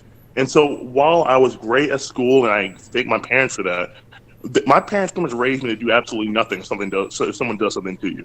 And if you do that, like, you're pretty much asking to get screwed with. And that was what I was dealing with my entire life. And I was very, very, very reserved. Eventually I read about this stuff when I finally invested enough to buy my first laptop, and then I found out I had to change. And so I forced myself. This is when I went from one environment to another, from high school to college. Sorry. Go ahead. Sorry. Yeah. So this isn't necessarily what I wanted to discuss about. I didn't want to necessarily discuss about this. I was just saying that I do believe it is possible. While it is very difficult, I do believe it is possible for you to change your disposition, because you'll change. It's not impossible. You'll embody whoever you hang around with most. So the fact that you hang around with most, that's why, like, if you go to the military, after a while you'll act like the people who are in the military, because you're just around them so often. Yeah. So okay. Yeah. I guess you. What did you say, Mr. Scops? What kind of high value male wants to surround himself with incels, low value males, etc.? Like it's easier said than done. I don't think it's about. It's not about necessarily, like. At least for me personally. Okay, so look, I don't know how to. All right, I'm just gonna talk about from my experience. I was very low tier, right, I guess you could say on the dominance hierarchy for men. Like, pretty much I had no dominance over anyone. So when I first went and I decided I was going to change, right, I first just seeked out people who were high tier, right, high dominance, who did not know me, who did not know who I was. And then I acted like I was, quote unquote, that person. Now, of course, there's times where people call you out, they don't accept you. But for the majority of the times, people didn't really call me out. I mean, I don't know. And then after a while, I was able to adopt their mannerisms, and I was just able to use it as my own. What are your stats? But what's your height? I'm 6'2". Okay, so for you to settle into, I mean, I'm even going against myself here. For you to become dark triad and settle into a more thuggish or masculine macho community is probably going to be easier for you than for a 5'6" guy. You know what? I didn't even take height into consideration. That's a good point. I didn't think about that. That actually is a good point. Because when I also started that quote unquote dark triad personality, it was after I started lifting, so I already had a decent amount of muscle. Yeah, so you had the height, then you added the muscle, and I'm guessing that you're just judging from your voice. I'm guessing you're probably not that ugly. Like this is something I've spoken about with 5'4", with Fate, that your voice is very telling in your confidence levels, and your confidence levels are a mirror of how you've been treated in life. Obviously, you can increase your confidence through practice and stuff, or drink like I do, but organically, your voice, which I'm hearing now, indicates that you're not ugly. So you're speaking about rising through the ranks when you're like already near the top. I'm speaking about rising through the ranks where you're at the bottom. I don't think you can. I think if you're an incel, you just can't. You can't ascend. I mean, the only way you could is through status maxing. That's pretty much the only way. It's funny that you mentioned my voice, because I actually purposely altered the way that I spoke for this conversation, because my voice is very unique. If someone hears it, they'll be able to tell it's me. So I tried to alter it, but I guess it didn't work. But in terms of ascending, I completely agree. There's only one way to ascend if you're an incel, and that's just to essentially build enough money or status where looks don't matter, or at least in the sense that you can replace her easily with leading with your money. You know what I mean? But obviously, that's not. Are you saying that, for those that are physically not incel because of their physicality, they should gym max? Yeah, that's exactly what I'm saying. I'm saying that if you haven't gym maxed yet, you can't really pretty much what I'm saying is, if you haven't at least attempted to gym max, you can't really say, right, that you're incel yet. You can't, you have to, I mean, my point, at least when I was originally talking to Face, my point was, you only have one life, right? So what are you going to do with that life, right? When I originally thought I was incel, I really thought I was incel. I mean, I told my siblings this. I told myself, I was like, okay, right, I'm incel, but I'm smart. So I'll just earn a lot of money and get a trophy wife. That's literally what I told myself. I didn't give up on life. That doesn't work anymore. That doesn't work anymore, though. Even that thinking is dated thinking. We addressed this an hour ago, where women are divorcing in high numbers. They're getting married less. They don't need the article from Bold, where they said women don't even need marriage anymore. So this truth, I'll just get a trophy wife, bro. That's 1990s thinking.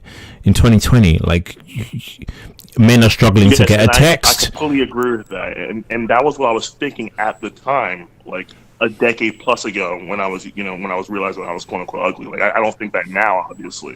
In fact, now, here's my actual personal thoughts on the matter. On the way society is going, it's gonna get worse. I mean, before it gets better. Oh, yes. And if it gets better, it's not gonna be for us. It's not gonna be better for us. No, exactly.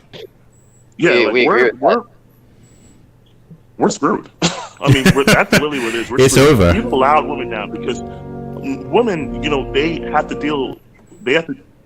Oh, I keep hearing that whole music in the background. It's kind of choppy, but once you allow women to get men's money, right, without needing the man, right, then yeah, I mean, you essentially made it a looks thing. I mean, now, right, the only way you can attract a girl without looks is if your money is so high, right, that she actually considers it like a benefit to her to get with you. Because if you're just making, like, for example, even if you're an engineer making a decent amount of money, 6 figures, right, that's not that much compared to the average woman with welfare and all this other stuff, and she can just get pregnant, get a baby, and get the people to pay for her, right? Have you seen some of the articles going around now about in closing, have you seen some of the articles now that insiders, female friends of, is it Ivanka, Donald Trump's wife? Trump, Ivanka. Yeah, Ivanka, yeah.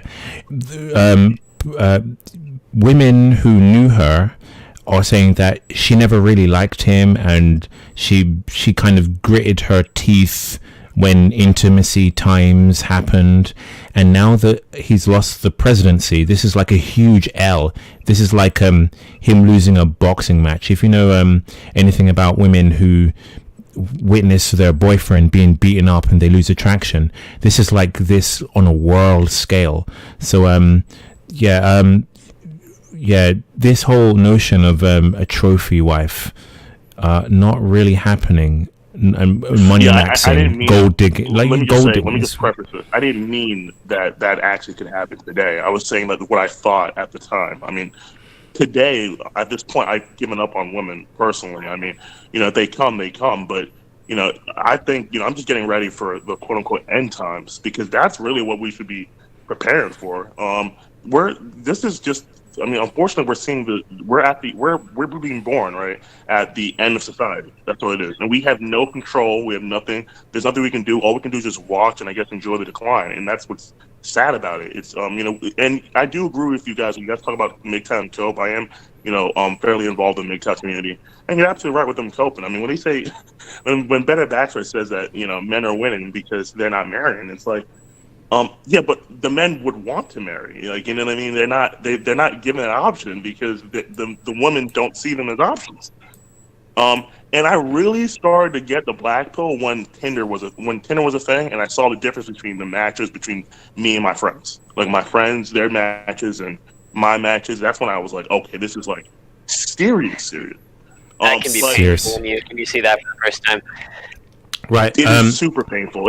And even between people who do get matches, it's still painful because you'll see a Chad, like a real Chad. You have like a Tyrone and Tyrone Light. You'll see a real Tyrone and see the matches he gets versus a Tyrone Light, and it's just night and day. And that's versus the one who's not even getting any matches.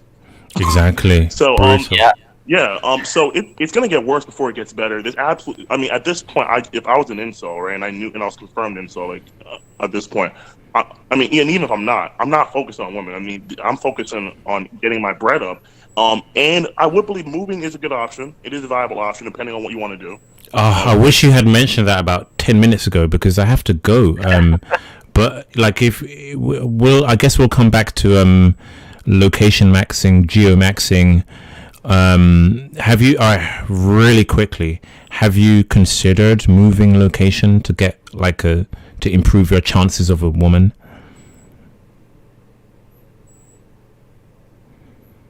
Oh, today though. Did we lose him? We lost him. Anon, all right. You didn't lose me. I just forgot to do the push and talk. All right. I have traveled, but I have not traveled outside the U.S. yet. Okay. We have to keep going because we have a few callers to go, and you've given us a lot of insight. So thanks for your call, Anons. I appreciate it. Thank you. All right, thank you. That was good. Let's go through some of these super chats. We're going to be gone in about maybe, let's say, 20 minutes. Thank you again, Mr. Scops, for your... you've been a good guest and you've provided some good insight. Let's go through these super chats. So let me stop this guy calling me. All right, he's calling me. Let me add him to the server. I'll add him to the server, and then someone else. Okay, add Veshan. I'm adding. Long live the DDR. So let me read some of these super chats. M. Rios says, for $5, thank you. No surprise, the Chad wrecked the ugly gentleman. Chad always wins. Alexander Spasov says, it's over for housewife cells. Thank you for that. Which currency is that? MKD. Jeez. Captain Falcon says, most MGTOW don't do it to spite women. Most of us just don't care and want to do it, want to do our own thing. Yeah, those are the MGTOW I identify with, not these MGTOW. Sorry. I would say those are the ones we get along with just fine. Yeah, exactly. Yeah. Intel Chad Roan said, "Hey Face, this is Chad Roan from about 8 months ago. The mixed dreadlock guy, if you remember. I do. I'd like to come on the show if possible. I'm trying to see if I can match up his name. I think I have Intel Chad. Yeah, I have. I've sent him a link. Intel Chad Roan said the same thing again. He sent his message twice. Oblivious 713 says, better bachelor claims European 20-year-old date him. Oh, you're kidding. There is no way. I don't know, maybe Eastern European, maybe? But that's a money situation. That is a straight seeking arrangement situation. No Western 20-year-old woman is dating him. In fact, no woman is dating him who's 20. No woman is dating him for his looks. Sorry, I'm not being rude, but he's bald, he's old. Very, very few women are attracted to that look, that age. Who are we talking about? You remember Better Bachelor, the guy who the MGTOW Coper who said that men are winning. Oh, the guy with the YouTube guy. Yeah. So this Oblivious, got it. Yeah. So apparently he claims he's dating a 20-year-old. I'll believe it when I see it. Yeah, exactly. Nils XX says, what is your opinion about the perfect height? I'm 6'4", white, but 5'10", face limits massively. The perfect height, I would say it's somewhere, it depends on your face, obviously, but all things like measured and equal, I would say like the perfect height starts at around 6'1" to 6'4". I think those are like that is the sweet spot. And maybe let's go to 6'5" for Netherlands. 6'5", especially for like Netherlands. I went to the Netherlands. I think was it last year? This year? I'm 6'3". I got height mogged at least 10 to 15 times. Once I got height mogged by 2 Chads just casually walking down the street. This isn't like some New York fashion week. They were just like, I don't know, going to buy like a pint of milk or something, and they just casually walking out of their house, height mogging the hell out of most of mankind, and face mogging as well. All right, let's keep going. Getting height mogged, being a little over 6'1" myself, I don't get height mogged at all in Japan, and it is a relief compared to America, where 6'1" is basically average as far as from what it feels like. Okay, yeah. 6'1". Okay, so that is an attractive height in Japan. Absolutely. I height mog 95% or more of the locals. So that definitely helps. Okay. Jubei Weeb Life donated $9.99. Thank you very much. Very much appreciated. Of course, you know that YouTube takes a 30% cut. So, ouch. Intel Chad Roan said, "Hey Face, my message wouldn't send on Discord." This is the Chad Roan from 8 months ago with dreads. Okay, thank you again. Third time lucky. Boyo Dog donated $9.99. Thank you. Marquez Burton, I recognize that name. I've seen it a few times. He said, "You give me hope." Hope? I give him hope? What the hell? Hope is hope, bro. Which live stream is he listening to? I am not giving hope at all. I'm telling you how over it is for us. There is no hope on this show. Oh, maybe, yeah. If you're white, there is some hope. And then hope for JBW. And then Jards or Yards says JBW is law. Just be white is law. All right. Yes. Let's get. We have a few minutes left of this live stream before we are out of here. Let's play the rest of this video. Once again, Mr. Scops, I do thank you for your participation. Yeah, I wish people asked me more questions about it because. Let's see if we can get someone like a Q&A going. Let's see if we can get a Q&A going. Do Asian women? Oh, let me flick to the right screen. Do Asian women have white fever? Let's continue with the video content. Can you see this? Are you looking at my screen? Yeah. Yeah. I'm right here with you. All right. Do Asian women have white fever? Do you think white men are more attractive than other men? Yes. I think a lot of Asian women like Caucasian men. Do you think a lot of Asian women like Caucasian men? Yes, I think so. My friend Frida, she likes Caucasian men, and Frida. I do have a. Yeah, like her name is really Frida. I'm so sure. Like she probably changed it to become more appealing.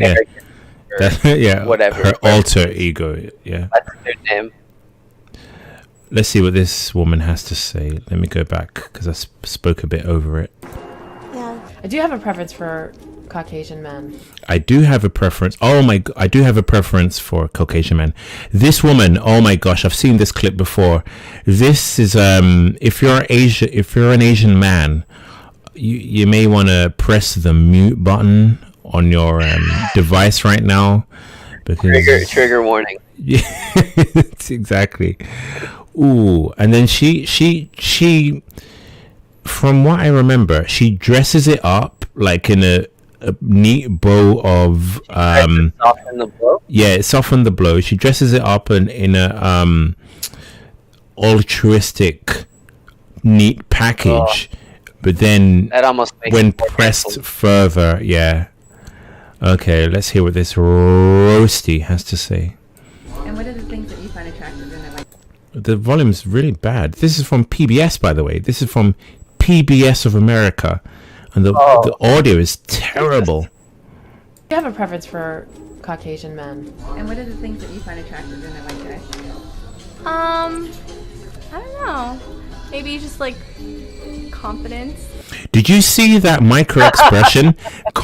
Did you see that micro expression? Did you see her eyebrows furrow when she said? I'm gonna try and pause it as best I can. Maybe just like. Yeah. When she said confidence, she believes that dog shit. Not even she believes that garbage. Like her body is rebelling against the garbage that is coming out of her mouth. Let's hear the rest of what she has to say. All right. Okay. Confidence and like personality. Oh, did I pause it? I paused. I pressed. Just have confidence and personality, Face. She said something else, but I think I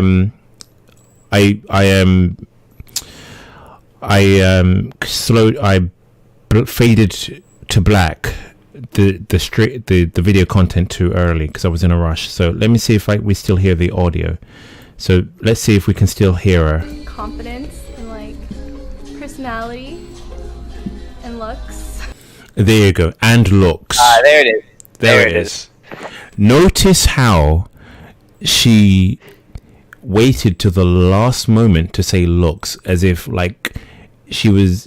As if that wasn't the thing she was thinking about the whole time. Exactly. But she was trying... It was virtue signaling the whole time. And then when you got to the last minute, she said, I guess I should be honest somewhat, or I guess it's a good time to acknowledge what I really like in a man. And then just note, by the way, she's not saying this is why she likes white men. The whole interview was, why do you like white men? Not what do you see in a man generally. Why do you like white men?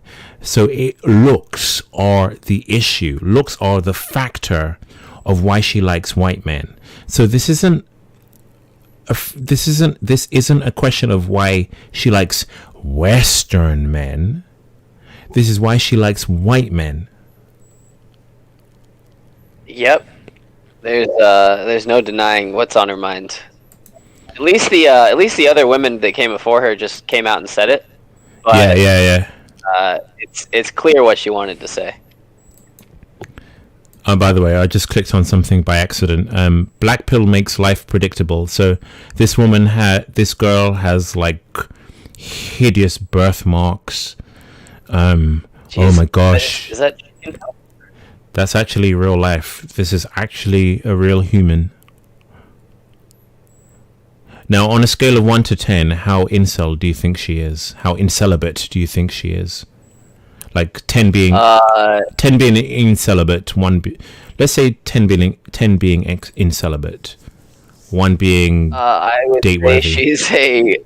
she is a 1. Correct. Okay. Yeah. Well, maybe 2. Maybe a 2. Maybe she's can't quite get the chads that she would get without her hideous birthmarks. So black pill makes life predictable. We kind of see where things are going. Let's take Brad Forever. You're on Looks Live. Hello. Hey Brad, you're on Looks Live. Hello. All right. You said you have some disagreements with us. Well, could I talk about some of the things I actually agree with you first? Go ahead. And then, all right. Well, I do agree that dating for men especially is like really hard for all types of reasons. Like women are a little more choosy. Men have to feel especially restricted because you don't want to be like a kind of rapey. But on the other side, women expect you to like take charge and wait 1 second. I feel we're it's a catch-22 out there. Yeah.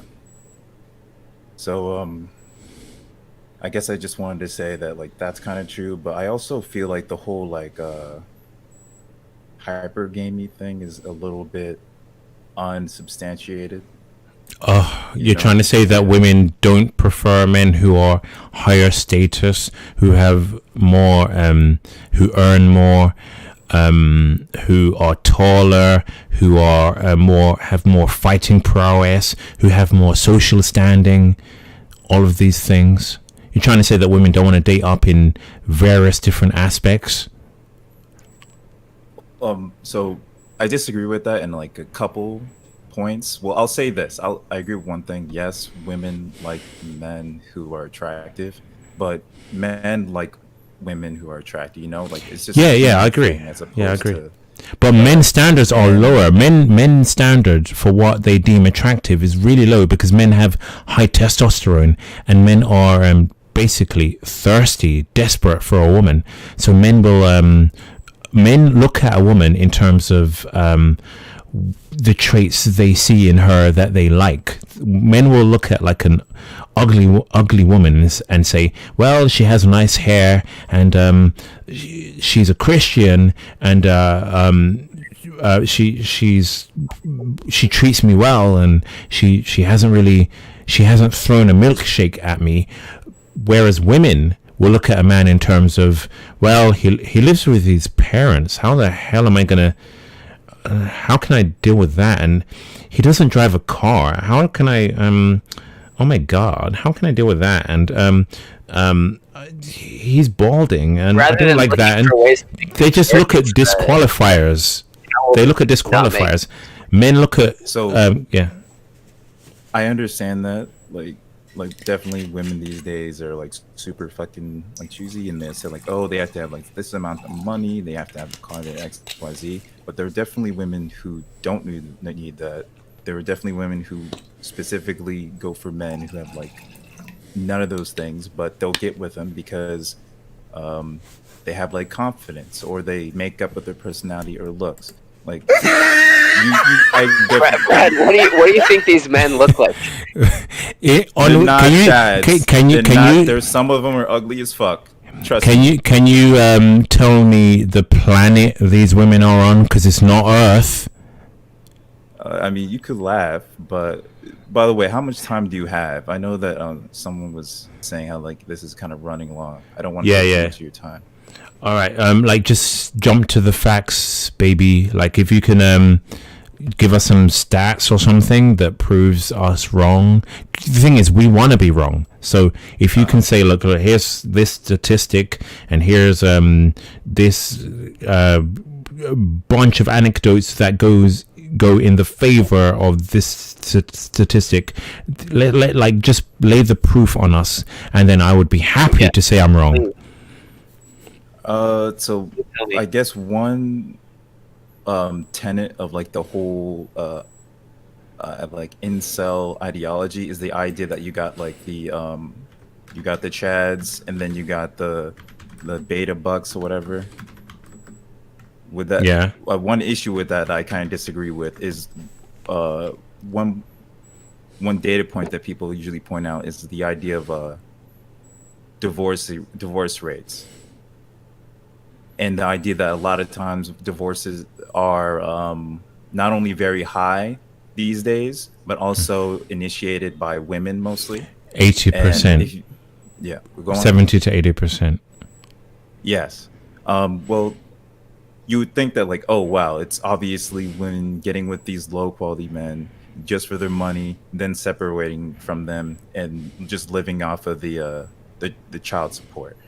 And taking it could be that it could be that they genuinely, like, I think the majority of the cases are like that, but it could be that these women get with a guy that they feel is just in their threshold of attractiveness. He's kind of okay, but then they date him and they're like they're just not impressed. They're not overwhelmed with his greatness. He doesn't impress them anymore. He doesn't impress them. Their expectations are so high that he doesn't live up. So yeah, it could be both of those things. Well, okay, that's a good claim, but based on what I've kind of seen with the data, well, for one thing, the divorce rate has been kind of lowering as time goes on. Yeah, you know why that is? Yeah, because fewer people are getting married. Exactly. You can't divorce if you're not married. So that means that whole dynamic is, despite women getting more and more rights and feminism progressing, the whole beta bucks thing seems to be weakening. Don't you think that's kind of interesting?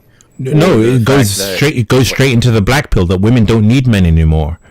I don't know about that, but no, they have the state. Especially when most men have. Well, what were you gonna say? Women have the state to rely on. They've got the Tinder and Instagram and OnlyFans taking care of their physical needs. They've got the state and welfare and I don't know whatever else taking care of their financial needs. So, of course, they have less of a dependence on marriage. I kind of disagree but it would take a while. It would take a while for me to actually unpack all of that. And I know you get short on time, but I guess just give it. Can you give it to us in a nutshell? Can you give it to us in a nutshell? In a nutshell, yeah. It has Come on, man! If this proof is just overwhelming, this proof is just bubbling forth. I'm sure you can like sum it up. Oh, of course. So one is that a lot of those things that you're complaining about, like even feminists have agreed with you, and that there are ways that we could change society and the values that women and men have, because women want different things back in the day, and now these days their views are a little bit more different. So if you change society, change how people think about men and women and their priorities, none of this is like built into our DNA. We can make it so that like men and women are able to get along without having to read PUA books. How? It wasn't always like this. How? Yeah. Okay. It's easy to say. But how? Yeah, how do we get people to? It's easy because it's been happening. Where? Now we're right now we're go on. Sorry. Where is it happening? Like all around you, especially. All right. So, all right, in America. Let's use America. Okay. I'm American. Live in New York. It's been happening. Are you in New York?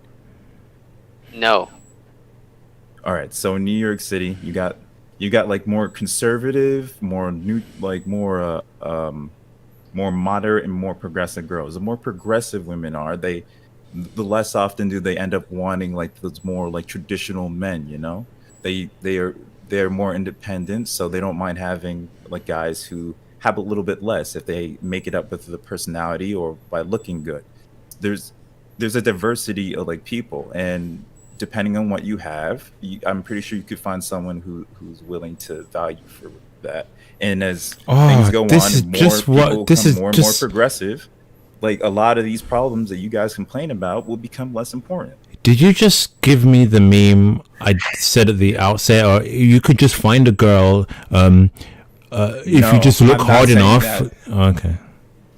I'm not saying that. I'm saying that it seems like as things progress, as people and women and men progress in society, and more types of masculinity become more accepted, obviously women are going to find it okay. But if you live in a society where all men who are considered valued are like these alpha males, quote unquote, then of course women are going to choose those. But if you change it and say like, oh, you could be an alpha male, but you could also be like a gamer, and that's like attractive too. Like I believe that it's not attractive.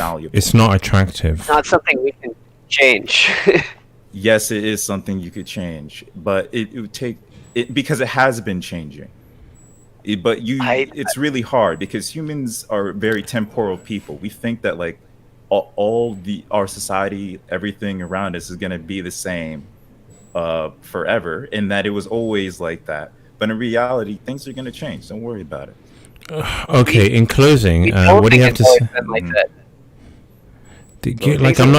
not hearing any like actual points that can be actioned. I'm hearing like a hey bro, don't worry about it. Wait, bro.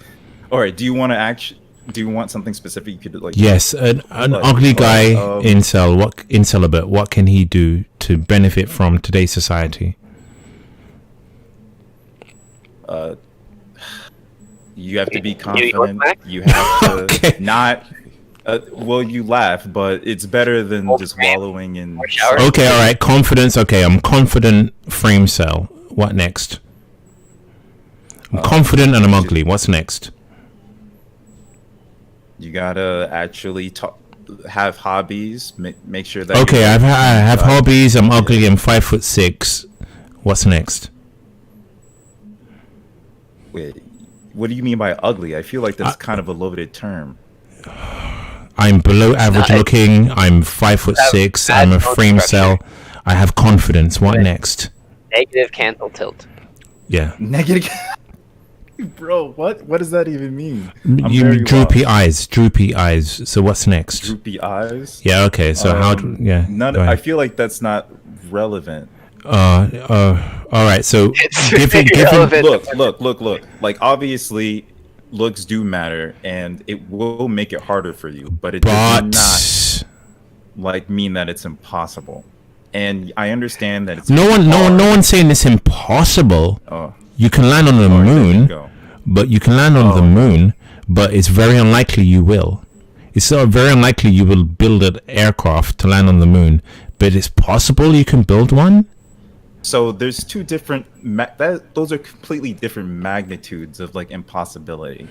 You don't have the resources to go to the moon, but you definitely have the resources like to get with the girl. Don't overlook the analogy, but it's.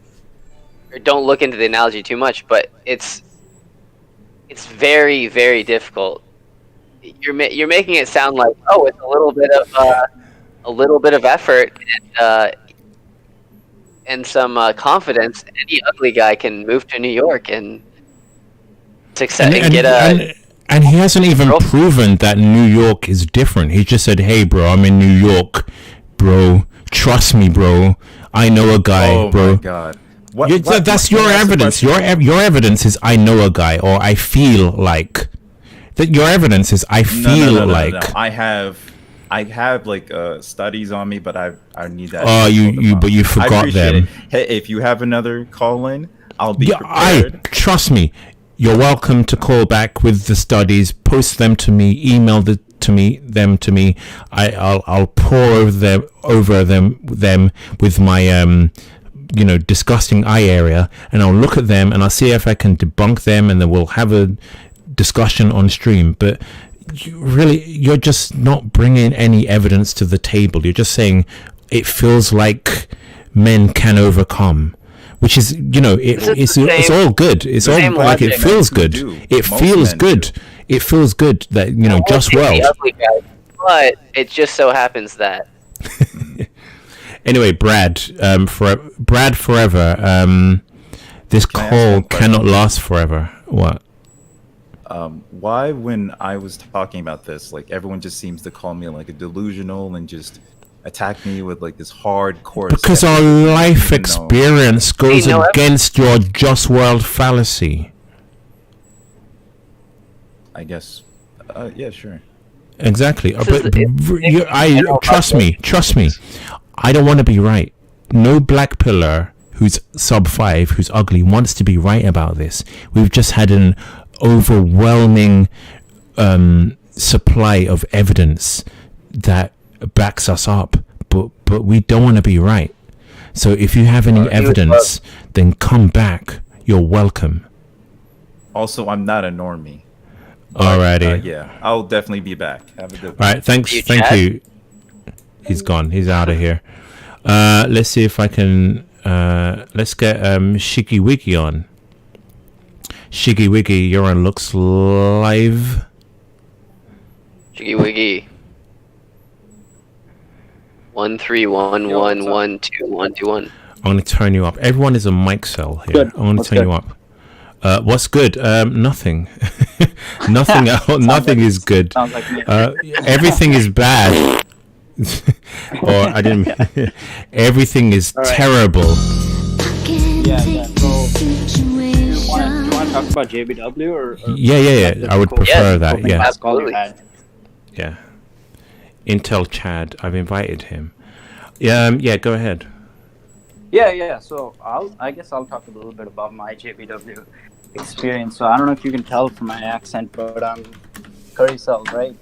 Alrighty. It's kind of dumb, but I've been in America for like 7 years. I don't know why this damn accent doesn't go away, but I'm a curry cell.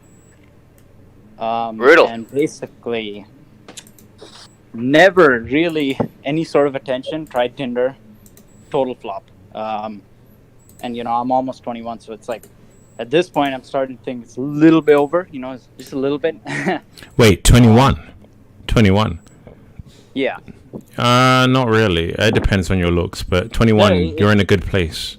Unless you location of Geomax, then it may very well be over. But 21, it's not like 100% over, but yeah, I have a lot of work ahead of me. I mean, I have like a decent eye area. Height is okay, but my jaw kind of sucks, and I need to work on some shit like that. Mm-hmm. Yeah, America is not kind to the Currys, man. I can tell you that firsthand. Yeah. Thankfully, I have a decent phenotype. I'm not like a dark person. Like pink lips and light skin. At least that's there. So I have some stuff to work on, stuff to do. But yeah, whatever you say, like Face, whatever you said in your stream so far about your looks, your eye area, your jaw, your height, all that stuff, 100% right. I don't know. There's nothing wrong there. Mm-hmm. But. Oh well, there's no but. Okay. That's it. I've been watching your stream since day one, and I actually wanted to talk about the kind of copy call that you had last time. Already. The Brad guy. So yeah, I mean, you did point out his just world fallacy is absolute BS. I don't understand how these people come to these conclusions.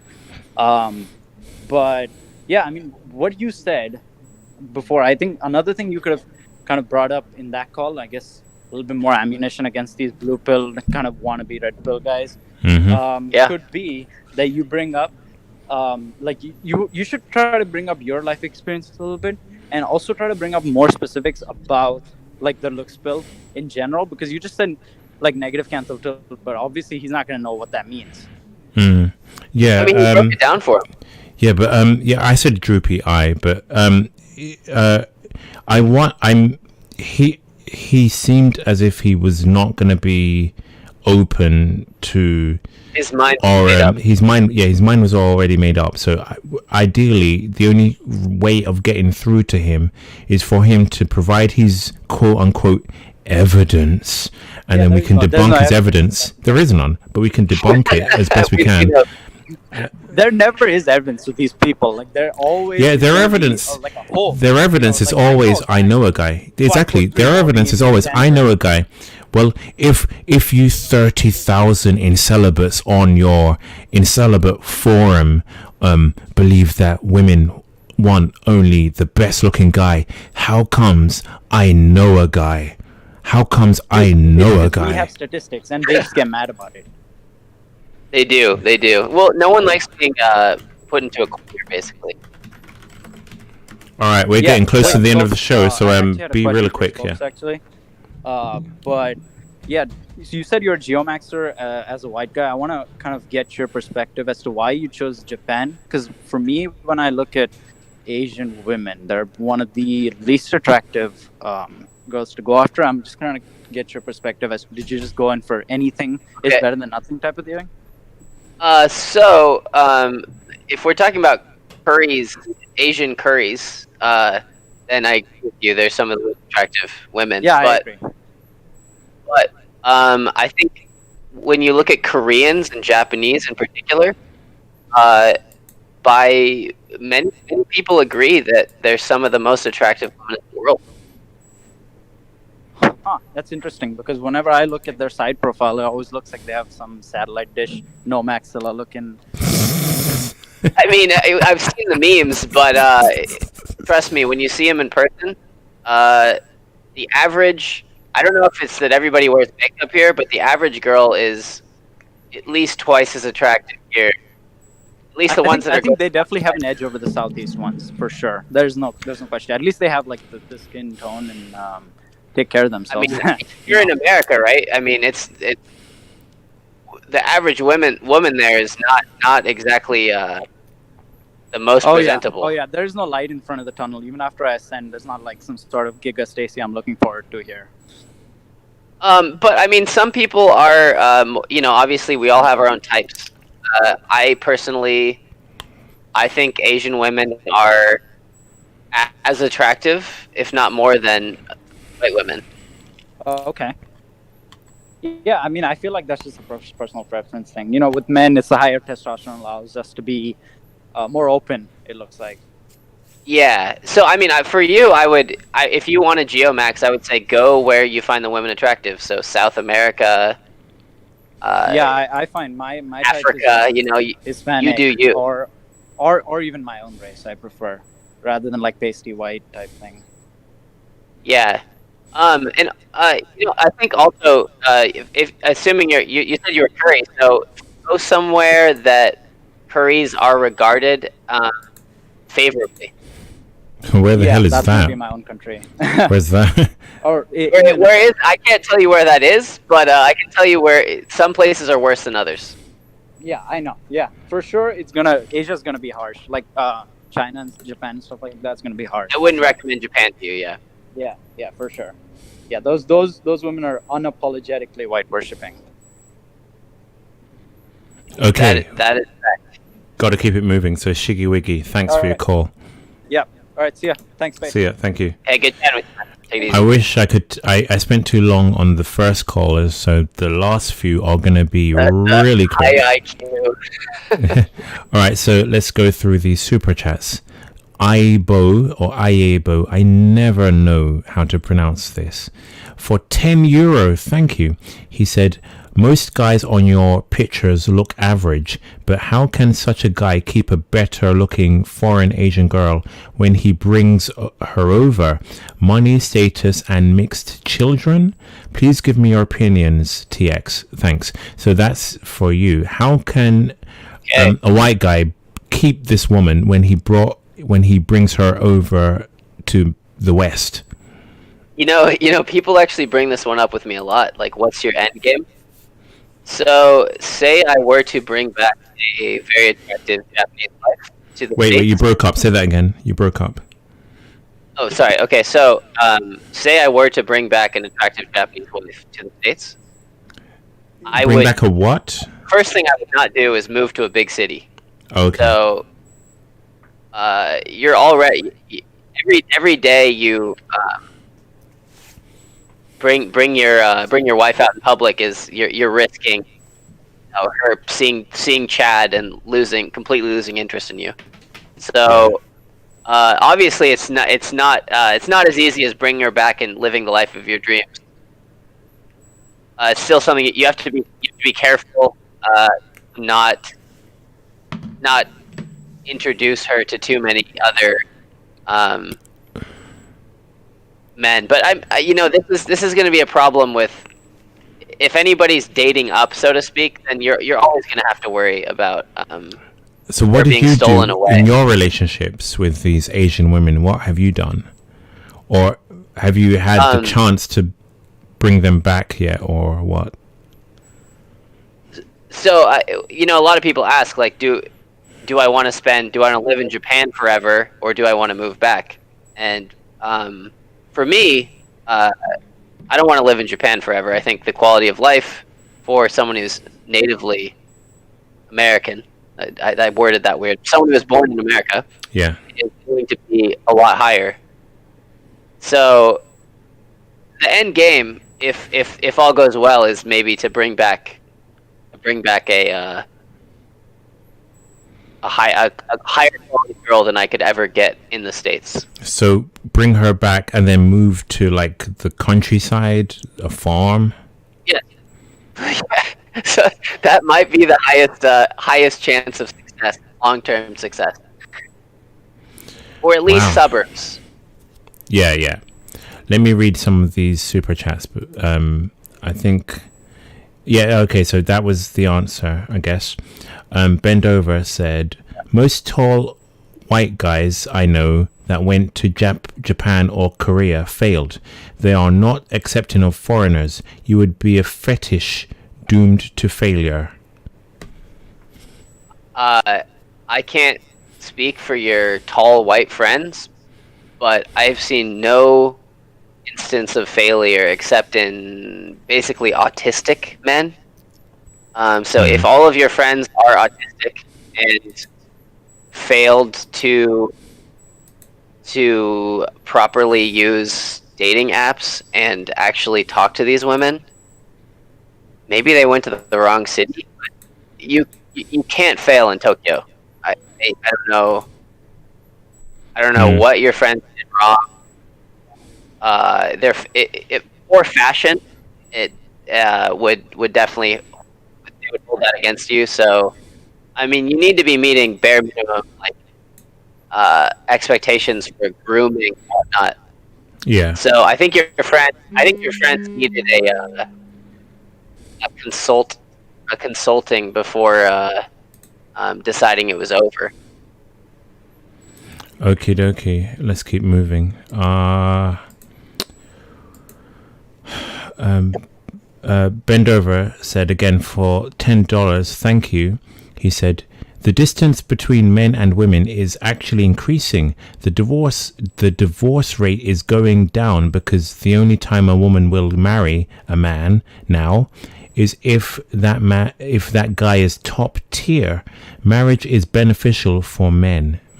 That's a good take. Yeah, don't disagree. Let me lightning round this. The trickster pill says sorry, that's my phone. Advice on how to get a girlfriend. Let's look at this through the lens of Just Be White going to Japan, South Korea, Malaysia. What would be your advice? Geomax. Okay.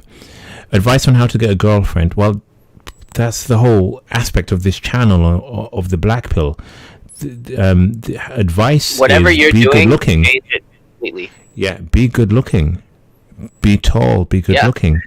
There is some merit to being more attractive personality wise, being more sociable, being more able to connect with women on a level where they find you interesting. Like, because a lot of some incels think that Chad just like walks into a nightclub and he sits down and women just say lead him to the bedroom, all the way back to their house 2 miles away. But sometimes there is a conversation that happens. Obviously, it doesn't have to be, it doesn't have to be like Tyson Degrassi high IQ interplanetary discussion. It doesn't have to be that level, but you have to learn to be somewhat attractive personality wise, but obviously that will pale into insignificance compared to your looks. So work on being attractive physically. Of attractiveness, then socialize more often, and like any skill, if it's not practiced regularly, it's going to degrade. So basically what you said. Let's get Intel Chad on for quickly. Intel Chad, you're on Looks Live. Oh wow, I'm finally on. How you doing, man? Hey, Intel. We're here. Okay. So I actually have a lot of input on this topic because I'm actually right now. Oh, also, how is my sound? Am I loud or? Yeah, let me turn you up. Sound good to me. You're the least mic cell. Yeah. Today. Okay, y'all can hear me good? Yeah, we can hear you. Yep. So, I'm actually dating a Taiwanese female from Taiwan. Oh no, this right is now, good. yeah. This is good. Yeah. Have you met her? Have I met her? No, I'm dating her. I mean, are you in Taiwan?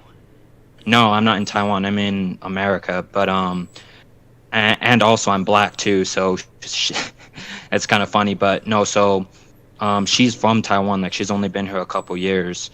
And, she's in America now, though. Yeah, she's in America. Okay, but good. she yeah, no. So with the Asian culture, they definitely there's like two aspects to the whole like them liking the white people, and sorry I'm kind of like flustered. I'm trying to get my thoughts together on all this. Those really two things. While you get your thoughts together, let me remind the audience that you're like a Tyrone / Chadrone, which we call a mixture between a white Chad and a black Chad. You have dreadlocks, you're gym maxed, you have a good jaw, you're a good face, you're maybe like a 7 out of 10, good looking. So just so that people get the background and the context of where you're coming from. And then sorry, what? Yeah, I'm just saying that you're good looking before and people think, I'm just giving some context to your situation. Oh yeah, sorry, I forgot to introduce myself, but yeah, basically everything that Face said. So with there's really two components to the why, what is it called again? The just be white. Yeah. So obviously the first one, like it's not as like I feel like people just kind of simplify it, but there really are two components. So first is the race pill, obviously, which is white people just tend to have better features. Like you were saying earlier, black men are more masculine. You could say Asian men are usually more smart, which doesn't matter, but white people just tend to have, Nordic people tend to have better features.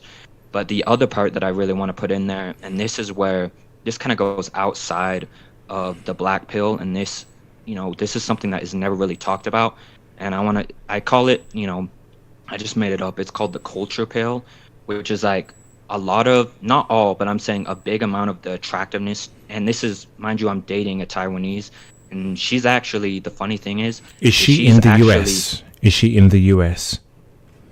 Yes, but she is not Western at all. Her mom sent her here for school. Like she does IT. Fresh off the boat. Yeah, fresh off the boat. I'm actually the only man she's ever been with. Like I took her virginity. She's 18 years old. She had a hymen and everything. So like, yeah, jeez.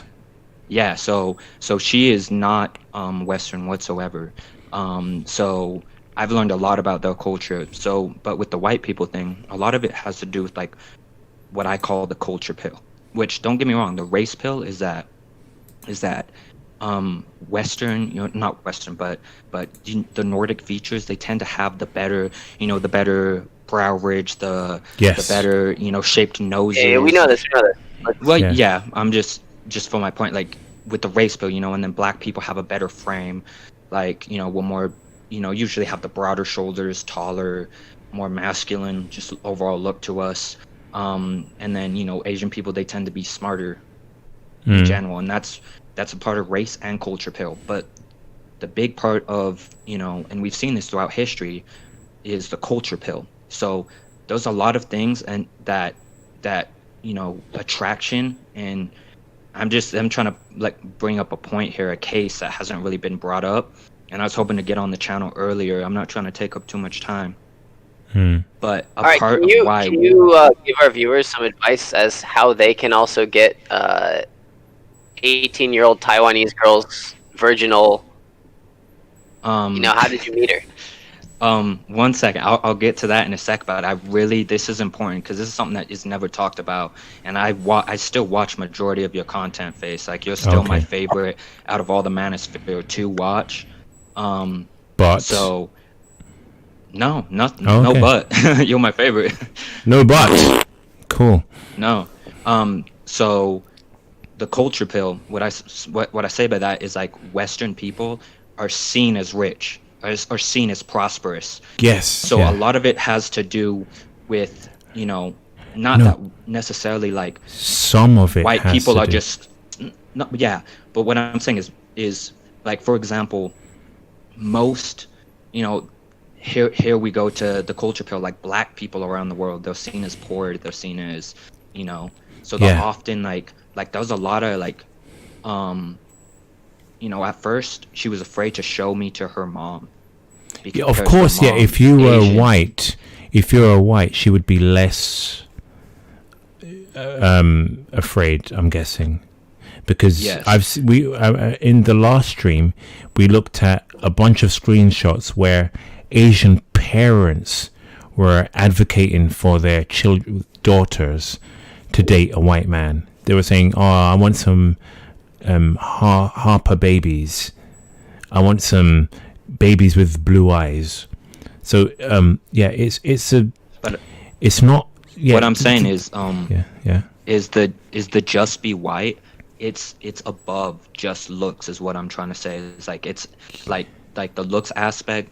I wouldn't. Yeah. I'm not saying it's 50-50, but it's not just the looks. Like I agree. A lot of it has to do with it's the culture cultural power that comes with being white. Like for example, too, living in America. Wait, give me 30 seconds. I'm just going to pee again. I haven't been drinking Stella. It's actually Kronenbourg I've been drinking. So I'll be back in about 30 seconds, okay? So you guys keep speaking. All right. I'll catch up. I'll answer your question. I'll answer your question that you said earlier about where to find these. Honestly, being a Chad myself, this is the first time I've ever found that. Like you'll be lucky. Have you call yourself a Chad, or have other people confirmed that you are a Chad? I showed my face. I've voice Confirmed called Chad, him. I sent pictures in. So they just be Chad. So the thing behind it is also like this is where you go more into like the red pill, because I believe in both the black pill and the red pill, but like the red pill only works for people who can even get dates, you know what I'm saying? So, like there is a lot of truth in the red pill, but basically it's like you got to look at like signs and like basically vetting out the woman. There was a whole lot to it, to even find these women and like where to go to find them. I mean, can you break it down? Did you meet her on a dating app? Like, that's basically all I'm asking is, where did you meet her? So that's also another secret too, which obviously it's going to be about looks, is like Tinder. So I've actually met two decent girls from Tinder. Yeah. But the funny thing is she didn't have any pictures of her face. So like I matched with her and talk basically to the girls on Tinder that don't have pictures of their face, and they might be hot Taiwanese 18-year-olds. It was really random. It sounds unbelievable, but the only reason that I even answered is because I'll just troll on there. So like I might call a chick ugly or something, and basically that's just what I was doing. You negged her. You negged this girl with no photos of herself, and the rest is history. Yeah, not really a good strategy. There's no strategy to it. It was okay. I mean, it sounds to me like this is a just be Chad scenario. There's no. Yeah, this. If I'm just going off what Mr. Scott said, it sounds like what I said at the outset, where the guy who was like a 6.5 out of 10 had this just world fallacy, and it seems like you just, from what I've just picked up, it seems as if Chads don't have any self-awareness when it comes to the plight of incelibates. Oh, but that's not I don't know if you remember me from anything I said in the last stream. So I remember, I had a unique experience growing up where when I was younger, I lived in an all-white area. Like I was myself, my sister, and one other kid was the only black kid in the school. So like basically I got to see what it was like to be incel, but not actually be incel. So like the area that I lived in. Well, isn't that different? You got to see what it was like to be discriminated against. This isn't inceldom though. This isn't women not picking you because of your looks. This is a stock dislike. Yeah, but it's like I can see like I have empathy for your plight. Yeah, you have empathy, but this is like a different experience though. It's a different experience. Yeah, but I'm saying like that was like basically like a taste of what you guys go through, because I didn't get one day. I never had any girl into me. I never anything until I moved to Florida. And, which are you? Chad, do you want to tell us how soon after you moved to Florida did you lose your virginity? It was basically like a couple months. Yeah. Exactly. There you go. Right. I knew that. You moved to a less stock focused town, and then everything worked out. That's completely different to an incelibate.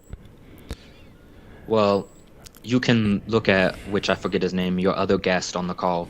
He's in Asia now, So he moved to it's like the geomaxing, like yeah, it's geomaxing, but this is but he moved to a different country to find he was in celibate among his own like women. the same thing.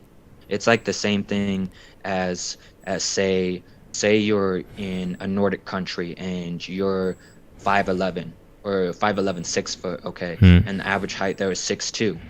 So you go and you're a white guy and you have a pretty ugly face. Say you're like a 4 out of 10, and you're incel in your country, okay, but then you go over to Asia and there you're like a Chad light maybe, in their eyes at least. You're tall, you have Nordic features. It's basically the same. I get there are some parallels, but it's not exactly the same. And look at where you are now. Look at where you are now. What do you mean? You're slaying, not looking back.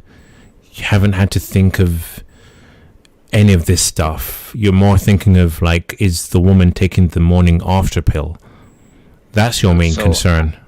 So my main concern in all of this is, and this is talking about the topic that you said with like marriage and everything, is my main concern is more so like, I look at society as a whole, and then I look at like for example, I look at problems of society, like not only like recently I've been really into like looking into, for example, what North Koreans are going through.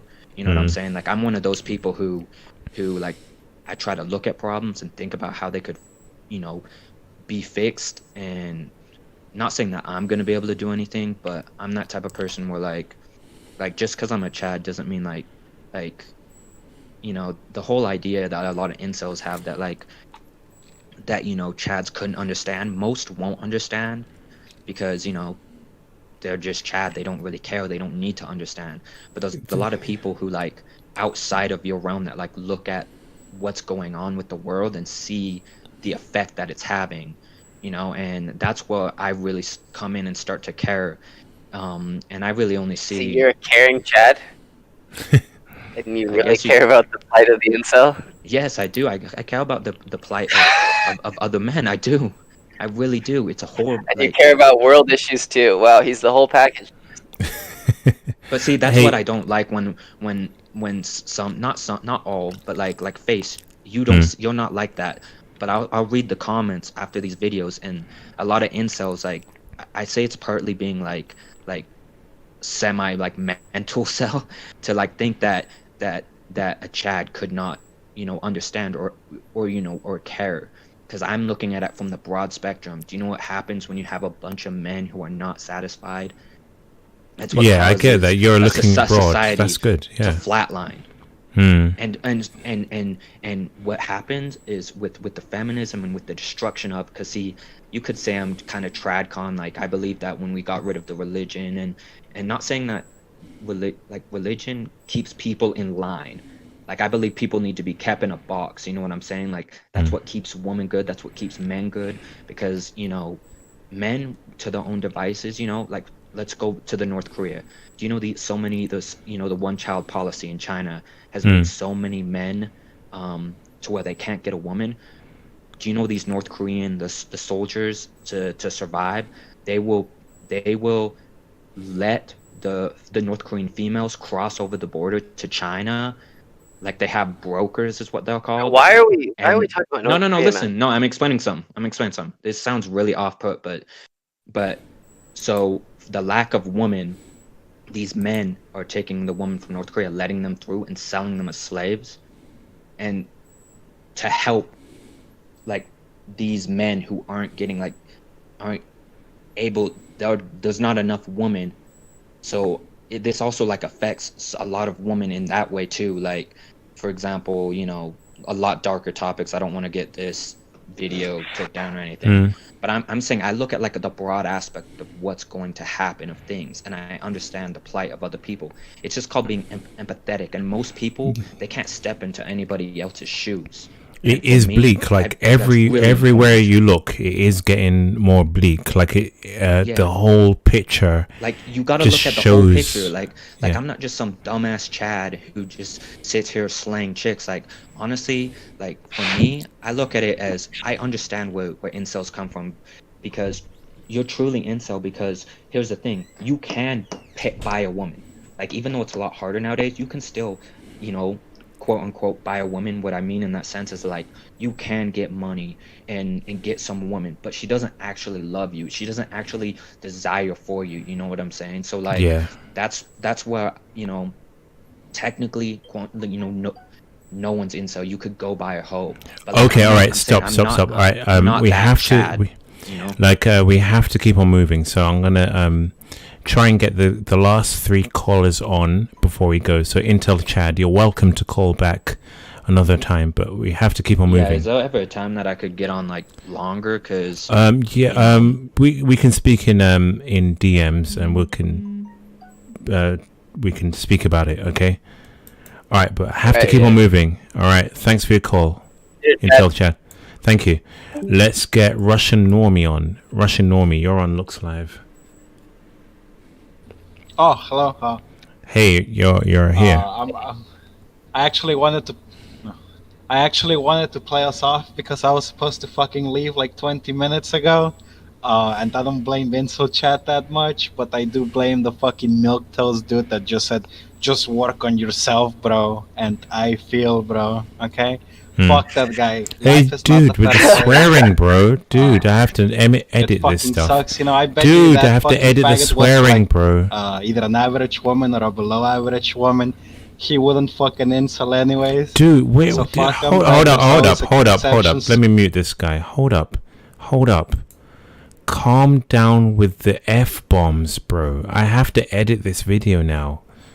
Like, I was on the fence of editing it, but now with the F-bombs, can you calm down? Can you control yourself? I'm going to unmute you now. Control yourself. Hello, Russian Normie, you're back. I don't know if you understand, but the F-bombs are really strong in the English language. 3, 2, 1. Russian Normie, if you don't speak, you're gone. It's time. He goes back. Let's get Red Chords. You're on Looks Live. Red Chords. Can you hear me? Yep, Yes. I'll turn you up. You're on Looks Live, bro. Please don't swear. Control yourself. Please don't swear. Okay. Alrighty. But speak, though. Oh. Yeah, that's kind of important. Do I so we push can hear the it. button once or hold it down? Hold it down. Okay. All right. So would be the reason why Chads think that confidence is what's most important and personality is most important. It's basically an investment. The value of women. Okay. So if you invested in gold, you would want other people to value gold a lot and see gold as precious. Or any commodity, for that example. Okay. For guys that are sick. Keep the button held down. I tried pressing it. All right, so anyways, women being the limiting factor in reproduction for human beings. Yep. This enhances their value. So Keep the button held down. trying. Society benefits from male competition to attract women. Yeah. With this being said, it basically. Dude, all right. We're missing stuff. Like we're missing. You just your wrists are just not wide enough to hold. Dude, I don't know what it is, if it's the software or what, but I'm pressing the button. Interesting. Anyways, they people to view women as more precious than they really are. So it's good for. I'm sorry, this is just not working. Can you just like give us a quick question, because this is not working. You know, I'll type it in the chat, and then hopefully you can read it. All right. So thanks for your call. Type it in the chat, and you go back. All right. Thank you. And you. Thanks, Red. Let's take "Long Live the DDR" while we wait for Red Chords to type his message. Everyone looks live. The Long Live DDR. Hello, can you hear me? Hello, yeah, we can. Yes. Loud and clear. Loud and clear. Loud and clear. But please have a good point. Hello, so and he's gone. Like I said. Hello? Yes. Okay, you're back. Mike Cell. Are you forgetting to press push to talk? I think it's a push to talk issue. Yeah. So I've been on. There we go. Yeah. You've been on what? Oh, you're cut in and out, man. I think you need to hold down a button. Yeah, push the button down to speak. We heard of. Oh, there you are again. Can you hear me now? Sorry. Yes. And the truck behind you. Okay, so I want to talk about my experience about just be white maxing. I used to live in Brazil. I currently live in the first world in Europe, but I used to live in Brazil, and it's quite easy to get matches with like black women, dark-skinned women. When I'm white, I'm so short, you're white, 5'6". You're white, you're 5'6", face. average face, and you get black women in. Can you give us a general area of where you are, like Germanic countries, Nordic? No. So I live in Europe currently, but I used to live in Brazil. I know, but where are you currently? Like a Nordic country, Germanic? South of Europe. South of Europe. Okay, all right. Go ahead. I'm white. I'm short, and the thing that I want to point out about like matching with these types of women in third world countries, that it's not so interesting, because like you really don't want to go out with like poor women. Like it's dangerous. Favela girls, as we call faveladas. Women from poor inner city Brazilian. Yes. Favelas. Yeah. Quite easy to get these matches ghetto women, for most guys. I would say that it's really not worth it, because like it's, for one, it's dangerous to go out in these dates. It's I'm not sure that most incels really understand what like just be white maxing in the third world really entails, right? Okay, it entails going out with like very trashy girls. It's not even about looks, Okay, stop. Mr. Scops, is it about trashy women? So this guy has a polar opposite experience to me, because Japan is first world, so I'm actually kind of curious what third world JBW maxing looks like. That's the thing. So I used to go to a white only school, very rich. I get nothing. Like in real life, I get nothing. I was like total incel, like surrounded by 6-foot chads in Brazil. But if I created a Tinder with a dude, I could easily get matches with like these black women who are like a poor. You're matching with trains right now. I really like. I know this makes me a Volcel, but I'm really not interested in like going out with these types of women. Like, not because of their looks, but because of dude. Are you on your train? Exactly, dude. Hold up. Let me just wait for the train to pass. I'll give us a few seconds. Let me just like play something while we wait for the freight of the water supply to pass through on the train tracks. Looks live. Join the discussion. add me on Discord. Are you a migrant? Are you traveling by train? But don't call. Send a message to me saying call, and I'll get to you when I'm good. Did you lose him? No, hold up. Wait. Oh, it's Discord only today. Make sure you don't mind people seeing your display picture. The train sounds message call to join the discussion. To get a message readout, streamlabs.com/FACEandLMS1. Wait. You can hear me right now. Yeah, wait. Okay, go ahead. Right, we're back on Looks Live. Had to mute. I had to give you like a few seconds for that train to go by. Are you there now? Yes, I am. I'm sorry. Okay, go ahead. No, that's the thing. Like, if I went to this white school, surrounded by chats, I got nothing. I was still incel, but like I created Tinder and I could get these matches, like women willing to go on dates. But I'm not really interested in going because one, it's dangerous. Second, it was like maybe I was being used for my money, not for my looks, and I don't want that. Like I don't want a better bucks. Stop. I know these dates were in Brazil, back in Brazil. Yes. Okay, yeah, Brazil is dangerous. Is that where you went to school? Huh? Is that where you were raised? Yeah, he's Brazilian. So you weren't geomaxed? No, he's from Brazil. He's geomaxed to South Europe. Southern Europe. What?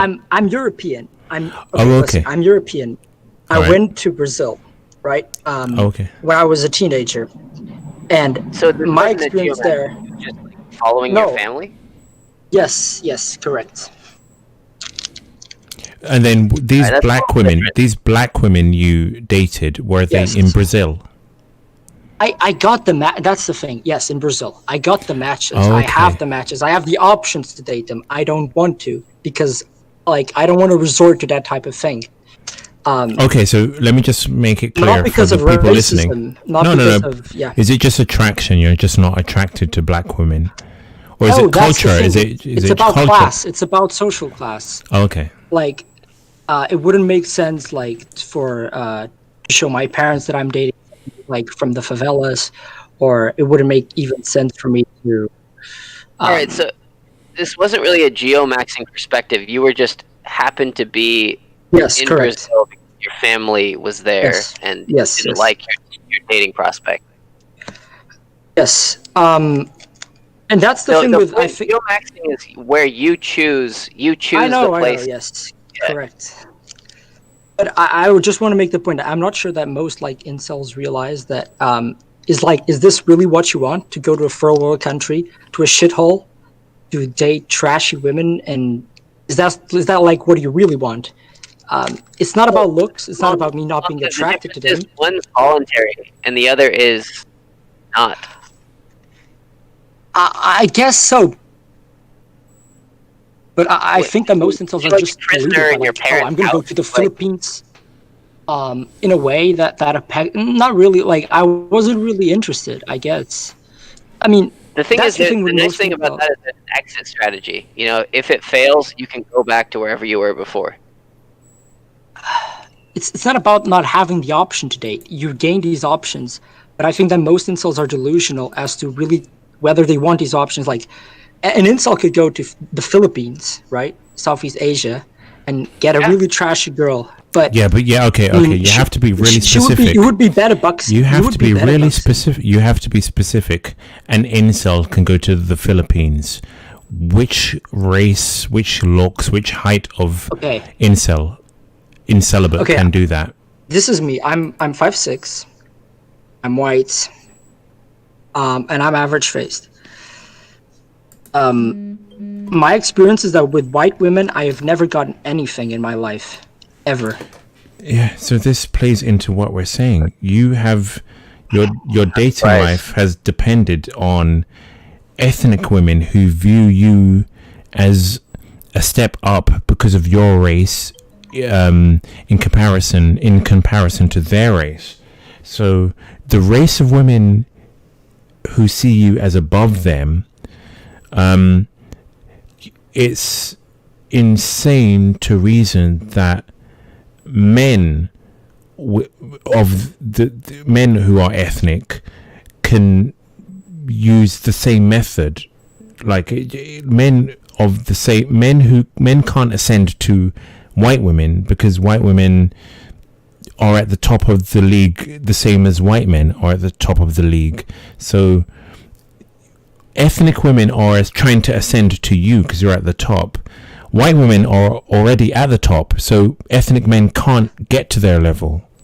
If that makes sense. I agree with this. It's just that to get ethnic women, right? Black girls, stuff like that, you would have to put yourself at risk in a third world country. Like, do you understand that? Yeah.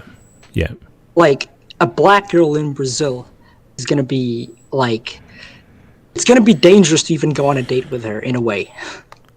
Yeah. So we talk about this danger, but did you ever experience this danger firsthand? I was just too scared to go in the first place. So you didn't?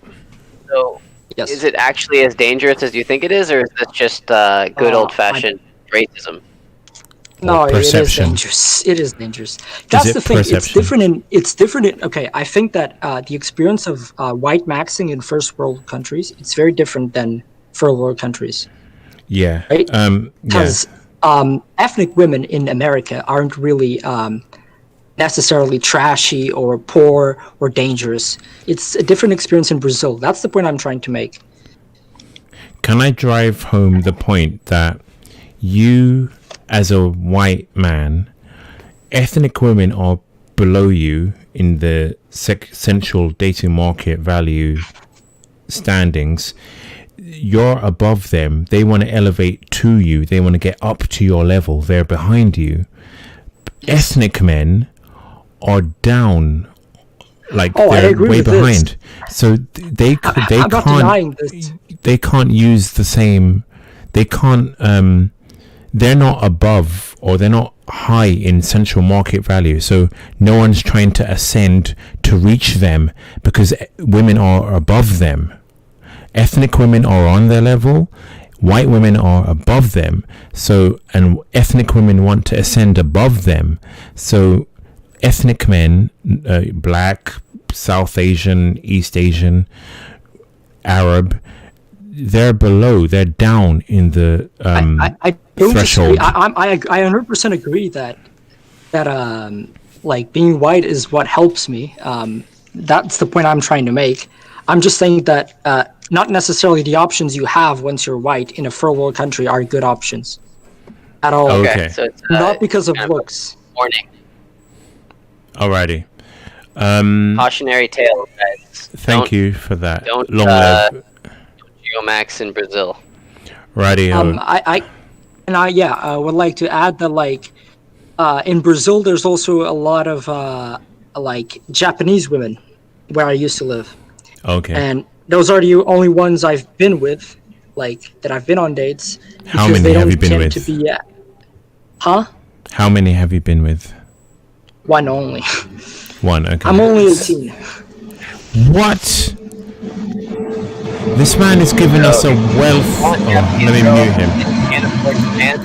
I'm gonna mute him because he's. I'm gonna mute him because he's like coming to us from the train tracks. But he's giving us like a wealth of experience of JBW and palming it off as not being a big deal.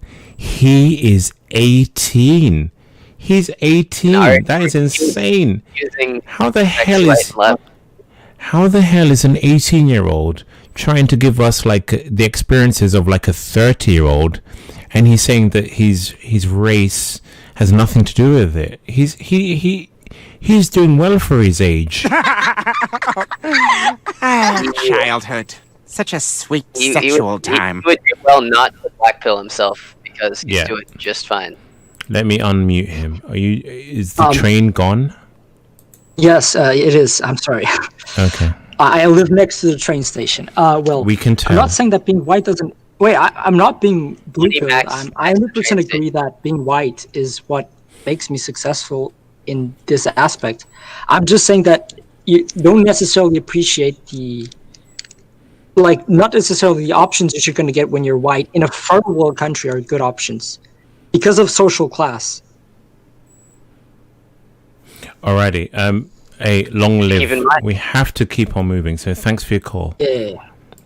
Let's get one person on more before we go. It's Fabstar. You're on Looks Live. Fab, how you doing, man? You're muted. Unmute yourself. I'll turn him up. Oh, he left. Okay, so you know what? He had his chance. We're gonna head out here. So Fabstar, just make it be known you had your chance. So before we go, I'm just gonna say that I run a Looks Live. I run an incelibate server for incelibates.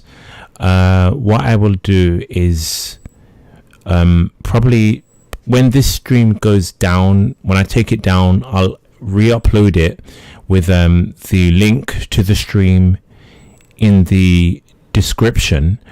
I'll give you a link to the description. Be warned, you have to be incelibate to get into the server. And I want to speak to incelibates. I want to be in a server full of incelibates. So just know that when this stream goes down, I'll probably go to bed because it's late. But when I wake up, I'll make it so you can listen to this stream again, and you will see the link to the server, Discord server, in the description of YouTube. Let me try and get Fabstar on one more time. Fabstar, you're on Looks Live. Keep in mind, you're still muted, Fabstar. You're still muted, and you have muted yourself. It's looking like you won't make it this time. It's nice of you to give him a second chance. Oh, you just made it. Okay, hey. Let me turn you up. Can you hear me now? Yeah. Can you hear me now? Yes, we can. Go ahead. Barely. Oh, that's great. Do you want me to talk about anything specific? Yes. Or, just be white or marriage, dating, the dating realm. So that's the topic. I can't talk about anything else. Ideally, you'd be on topic. If it's related in some fashion. Actually, what I wanted to ask isn't related, but I could also talk about that. Would be no problem. Good. If it's a quick question, why don't you just come out with it? No, forget it. Let's talk about that. I have a friend of my dad did JB Remaxing. He went to the Philippines and got himself a Philippine wife. He's white, right? Obviously. Yeah. You're German? Guten Tag? Yeah. Okay. All right. Yeah, and he went over there and got with her, and she now lives here in Austria with him. All right. So is he worried that she may cheat, or is it secure? The problem is they have two sons. Together. I know. The white guy and They're the Harper. Asian. Okay, They're Harper. Harpers. Okay. All right. And I know them. And yeah, as you can imagine, in Austria, they struggle hard. What, the Harper children or the couple? Yeah. The Harper children there. Oh, so they suffer with what, racism or what? Dating is the big Oh, so they're old. So they're like what, 18 plus? No, they're 17 and 16. Are they And male? these are Are they male? Two male? Yeah. Yeah, male. Oh. Okay, yeah. I was gonna say the why would a Hoppa woman be something? It's like it's so disappointing to be correct all the time because of the black pill. Like if they were Harper women, there would be no issue whatsoever. Harper men, wouldn't be a problem. Harper men, they Harper men. Go ER. Yeah. Yeah, and they both. One of them isn't even that unattractive. He looks kind of good, but. How tall are they? I don't really, to be honest. I would guess a little bit below average. Oh, in Germany. I mean Austria. Wow. What's the average height in Austria, by the way? I'm a Zoomer. And Zoomer boys in Austria are really tall. In my class, there are like 5 guys who are 6 foot plus. How tall are you, Fabstar? 6'4". Fuck. I mean, wow. Wow. Auger. Wow. At 17, but I don't grow anymore. What? This is insane. This is brutal. There's a 6'5" guy. He's 17 as well. Oh, So, how much success do you have with Have you women? had success with women? The two are fucked. What did you say? Too much? What was the question? How much success they have, or how much success No, I you. have? Do you have with your classmates, for example? Absolutely none. I'm you- technically not none, but very, very bad results. I'm still a virgin. Are you trying? But you're 17, Yeah. so there is time. Kind of. I'm trying. I actually don't have that bad cards. I mean, Pace, I know you don't like it. You think it's disrespectful that guys like I am chilling here, and I totally get that because it kind of like is disrespectful. Yes. But Was I was don't machst du hier? I don't even look that bad. I spoke actually German. You sent just completely ignored me. Oh, sorry. What did you say? I said, was machst du hier? Oh, just learning about the black pill and stuff like Okay. that. Hey, he understood me. I don't learn German. I just pick up bits. Nice. I don't learn it. I just pick up bits. Anyway, yeah. So let's be clear. You're not declaring yourself as an involuntary celibate, are you? You're just At saying the that very you're. moment- Yeah. At the current moment, I am, because I'm a little chubby, not like obese or some shit, but a little chubby, which kind of like automatically disqualifies you. But if I got in shape, I think I could do reasonably well. Why are you not getting in shape? Oh, I'm working on it. And the black pill made me make that realization. So I was a blue pill fuck who thought it didn't matter, and the black pill taught me, oh yeah, it fucking does matter. Someone said "Raus mit dem fake cell" in the chat. Yeah. Yeah. Now Well, I'm glad you were able to improve yourself with the black pill. Yeah, if I shouldn't struggle too much. All right, yeah, do it. Don't waste your youth digesting the black pill. I advise a lot of guys. I advise a lot of guys who come into my incelibate server. I say, you're young. Don't waste time. There is always time to come back when you've tried and you've failed. Don't come into this server when you haven't tried to get a girlfriend. Social circle, Max. Like, try to get into a good social circle. Try to use your friends as a pivot to women, parties, nightclubs, whatever. Try to use gym maxing. Try to use surgery. I'm a little everything. I'm a little gym max. I used to work out pretty seriously in my mid-teens, and I gained quite a bit of muscle. Good. Still, that's the way Back to to do that. it. Less Discord, more friend group maxing. Yep. Correct. You don't actually matter that much here in Austria. Your looks determine your success, and that's basically it. I get that, but Also, it you know, highly correlates. The best-looking ones also have the best social circle, so it's legit. correlates I get as that. well. This is true in every country, man. I get that. That's not I get gonna go that. away. But all I can say is, while you're young, try everything, because there is plenty of time to be an incelibate who plays video games, who sits in his basement till 2 a.m. eating like Cheetos. There is plenty of time to give up on life.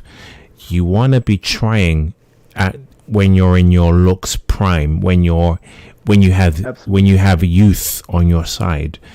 There, like when you're like 40, 50, give up. Yeah, when you're 40, you've given everything. At the moment, I give can up. only do one thing, and that is losing weight. That's the only thing I can do at the moment. Well, I think you know best, man. So focus on that improvement, and make memories that you can look back on fondly. Yeah, hopefully I'm able to do that. Cool said I would finish in 20 minutes. Yeah, it didn't work out. Right, Frabstar, I do appreciate your call. Dunker, thank you for calling, and I'll speak to you soon. Auf Wiedersehen. Auf Wiedersehen. Yeah, bye guys. Bye guys. See ya. Bye. Auf Wiedersehen. Auf Wiedersehen. All right. Yeah, today was kind of good, apart from my connection messing up. But you've been a good guest. The content has been somewhat. What did you say? I said it's been a pleasure being here. Thank you. You've been I've really appreciated you being here. You've added to the conversation. I don't think I could have conveyed accurately or concisely or emphatically what I wanted to without you. So is there anything you want to just leave us on, for people who don't believe in the Just Be White pill? Is there anything you want to say where, look, this is my experiences. I know the Just Be White pill because I've lived it. Is there anything you want to leave us on? So, I've read a few of these chat comments here and there. One person was saying that I was Chad. I never claimed to be Chad. So disclaimer: I'm not Chad. I am 6'1". I won't deny that, but I will say that, although height does help me, there are plenty of men in the 5'7" to 5'11" range that are having as much success as me, that I've seen firsthand in my two or so weeks here. So don't let your height deter you from geomaxing, because at least in a lot of Asian cultures, height is not thought of as important as it is in the West, just because the average height is much lower. So people wouldn't be able to date if they set these 6'1" minimum standards, for example. Let's see if there were any other comments that I wanted to get back to. How do I make money in Japan? Yeah, good. I made money in the States and then came here. I have some passive income online, but if you're going to geomax in a first world country, I would recommend money maxing beforehand, unless you have some sort of online telework job that you can. How about long-termness? You may be getting attraction from women in Japan, but how do you know this is like a long-term, or are they giving indication that they want to be with you long-term? Are they calling you after the lay?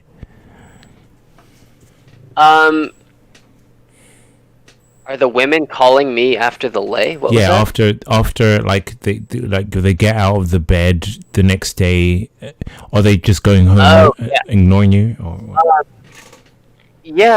So far, I've had success with 2 women, and the first one was very clingy. 2 weeks. 2 weeks. You've been there 2 weeks. Yeah.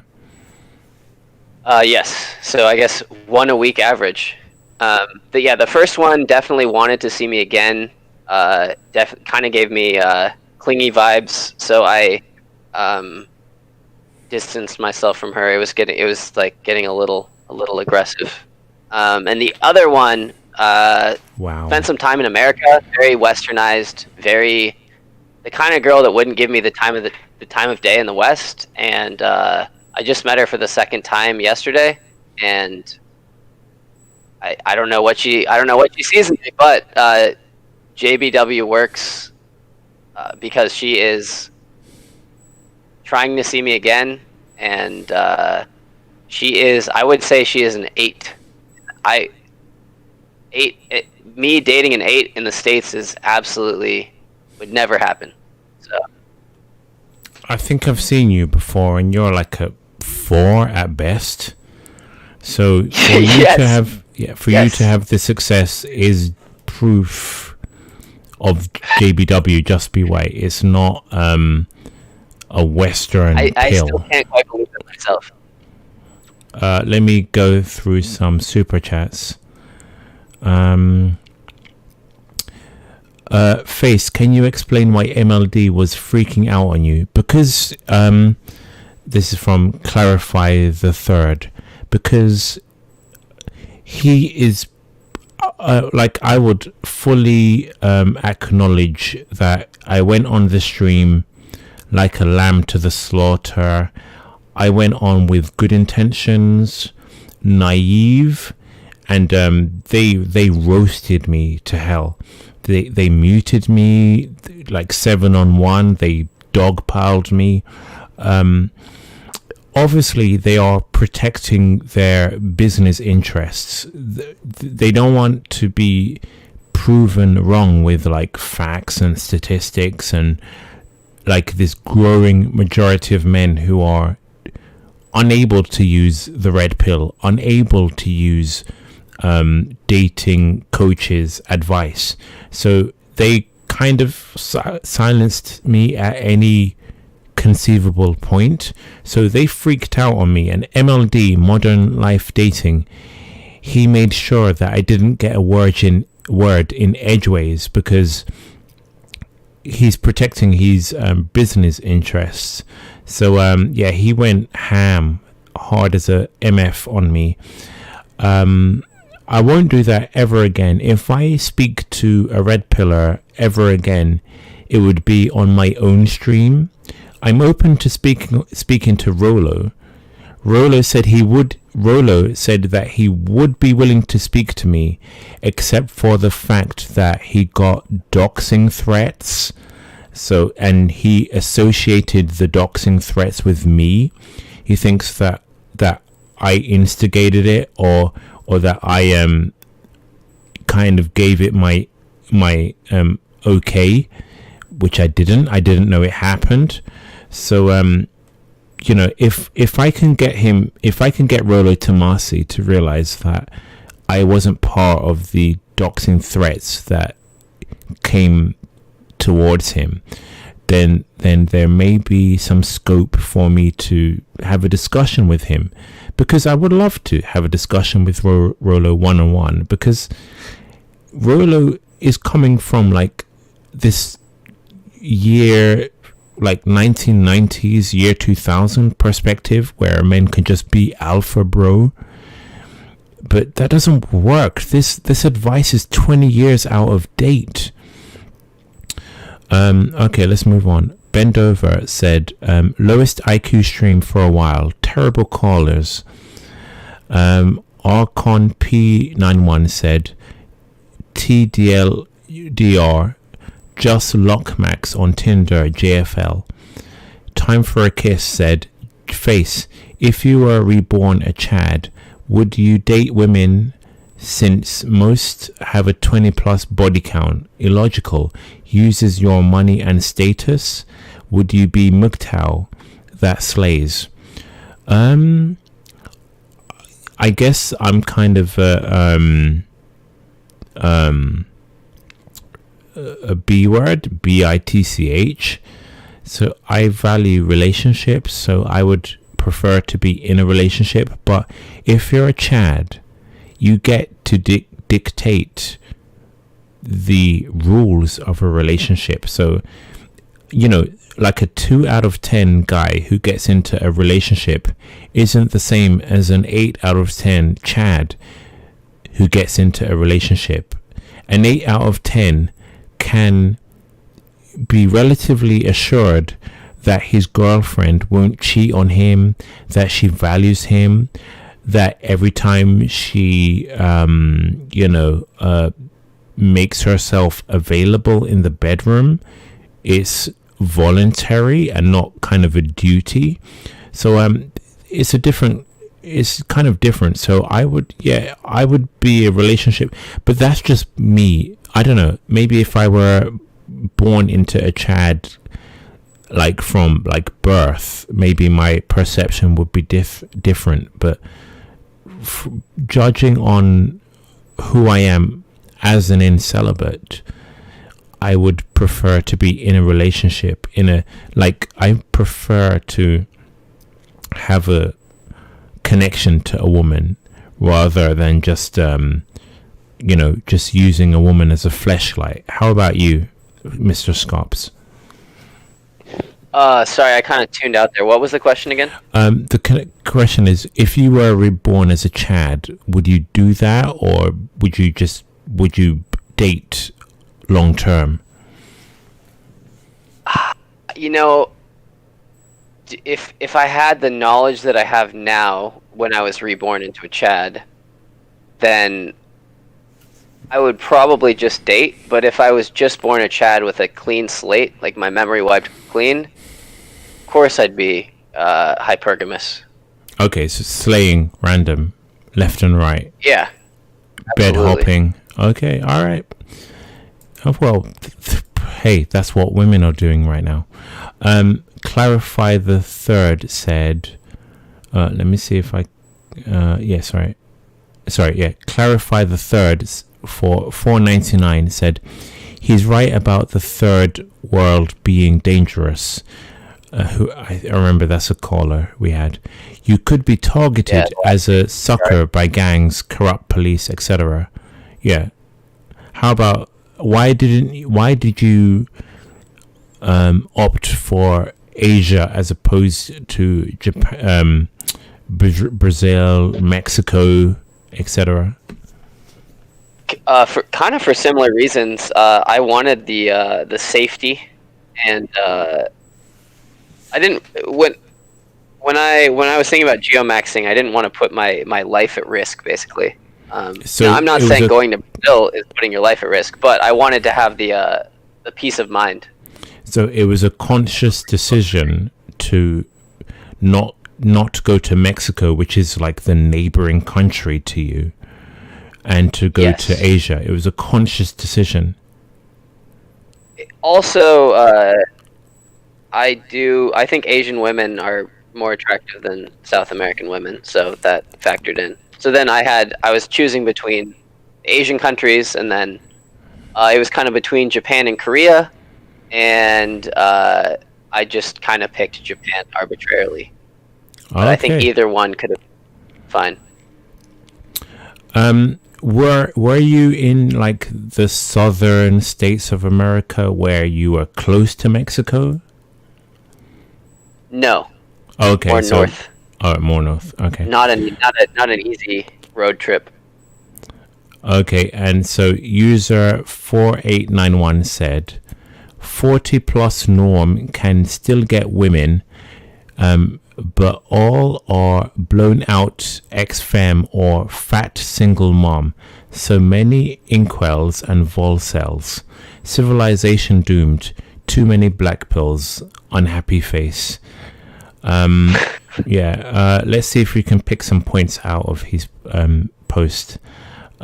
40 plus norm can still get women.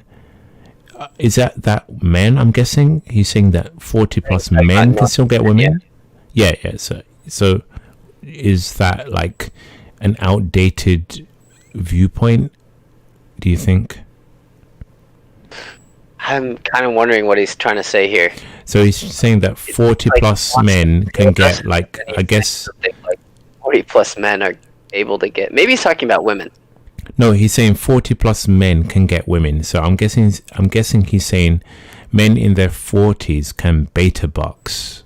I guess that's where he's coming somehow from. you magically lose your incelibacy when you turn 40. Yeah, exactly. No, I get that women come down in their requirements as they age, especially like late 30s, 40s, 50s.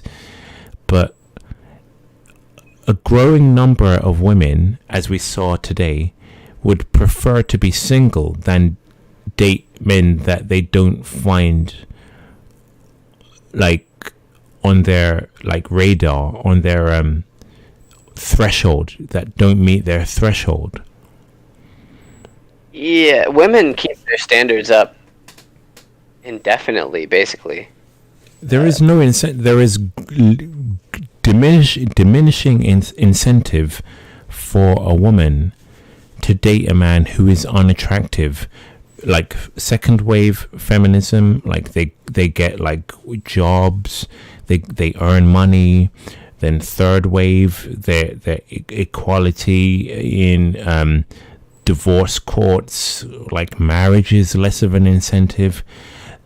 In growing in a way that there is less incentive for a woman to settle for a man. So the money maxing route it's dying, isn't it? The beta box thing is dying, isn't it? Yes. I remember a few years ago, incelibates were speaking about like beta boxing and dating a gold digger, but today's women earn money on OnlyFans. Like OnlyFans, they're and like it's content with the money they have coming in. They don't need a beta boxer. They would be repulsed at the thought. These third wave feminists. Yeah, exactly. I think we're on. Sorry, I'm away from the mic. I think we're on like fourth wave feminism, like Instagram. Whatever wave it is. Yeah, I think we're on like fourth wave feminism, or maybe fifth. So women have no incentive now to settle down with an ugly provider. At least in like, I don't know, 1990, women could earn money, but not enough money, and there was like a cultural incentive to settle down. But that's gone now. That is gone. Now women it's like been gone since 2003. Exactly. I don't know. That's what I'm something saying. Somewhere around there. That is exactly what I'm saying. Somewhere between 2003 to 2008. Let me see if I can read this last super chat. Complex EZ said, just eat bologna sandwiches with mayonnaise, bleach your skin, and have a pointed nose, bro. So basically, that's the JBW pill. He's saying just yeah. Yes. Not wrong. All right. I saw one more comment in the. It was by like what, Jinx, I think. Yeah, it was by Jinx asking, do Japanese Stacy's exist? Okay. And yet they exist in droves. I've never seen so many attractive women out and about. I'm not saying I can approach them. They're in another world. They exist, and it's incredible how many of them there are. All right. Again, one more time. Can you give like a summary of the JBW pill for people who deny that it exists, and your experience as well? Tie your experiences in as well. So, I mean, I hear a lot of deniers and copers that say that geomaxing doesn't work. Geomaxing is cope. You know, I've heard it all before, but I'm here now. It's working. Could be Corona. It could be any number of factors, but I've seen a lot of success from not just me, but the men around me. There's some very unattractive men with very attractive Japanese women. Things that would it angers you, these kind of things, but it works. There's no unless you've properly tried it, don't deny it. Same thing with gym maxing. If you're fat and you're in celibate and you haven't gym max, you can't claim that you're in celibate. It's the same idea. So I'll tell you firsthand that I'm a 4 at best, as Face has said. I may be 6'1", but I've found 2 girls 2 weeks. Wow. Thank you. Take from that what you wish, but yeah, that pretty much sums it up. Right. That is a good estimation of the stock pill, and yeah, I thank you for calling in. Thank you for being on the show. Yeah, I don't know what else to say. That was like a good summarization of everything I've thought for the last couple of years. You've kind of embodied it. You've kind of given it body. You've kind of given it proof, 3D life. So I do appreciate you coming onto the show. Evidence out there. Evidence, exactly. All right, so what I will say now is, okay. The American people are tired of women. Right, so we're gonna head out now. Thanks for paying attention. This stream lasted about 2 extra hours, so you know, take I don't know. Good, bad, I don't know. Yeah, is that a good or bad thing? Yeah, exactly. I Who guess knows? that's up to you to decide. It's up to them to decide. All right, so the stream may go down, but I will be uploading it soon. I may have to edit out the swear words. But yeah, thanks for everything. Mr. Scops, I can't thank you enough for your participation. It has been a pleasure, Face. Thanks for having me. Someone asked if I speak Japanese. I speak some, but it's definitely not a necessity. All right, it's not exactly. You speak the one language that Japanese women understand. Konbanwa, minasan, mite kurete arigatou gozaimashita. Arigato, I understood that word, I think. Anyway, yeah, thanks for your participation, and we are out of here. So thank you, guys. Have a good week. Try to be good looking, try to be tall, and we are out of here. So thank you and goodbye. Bye.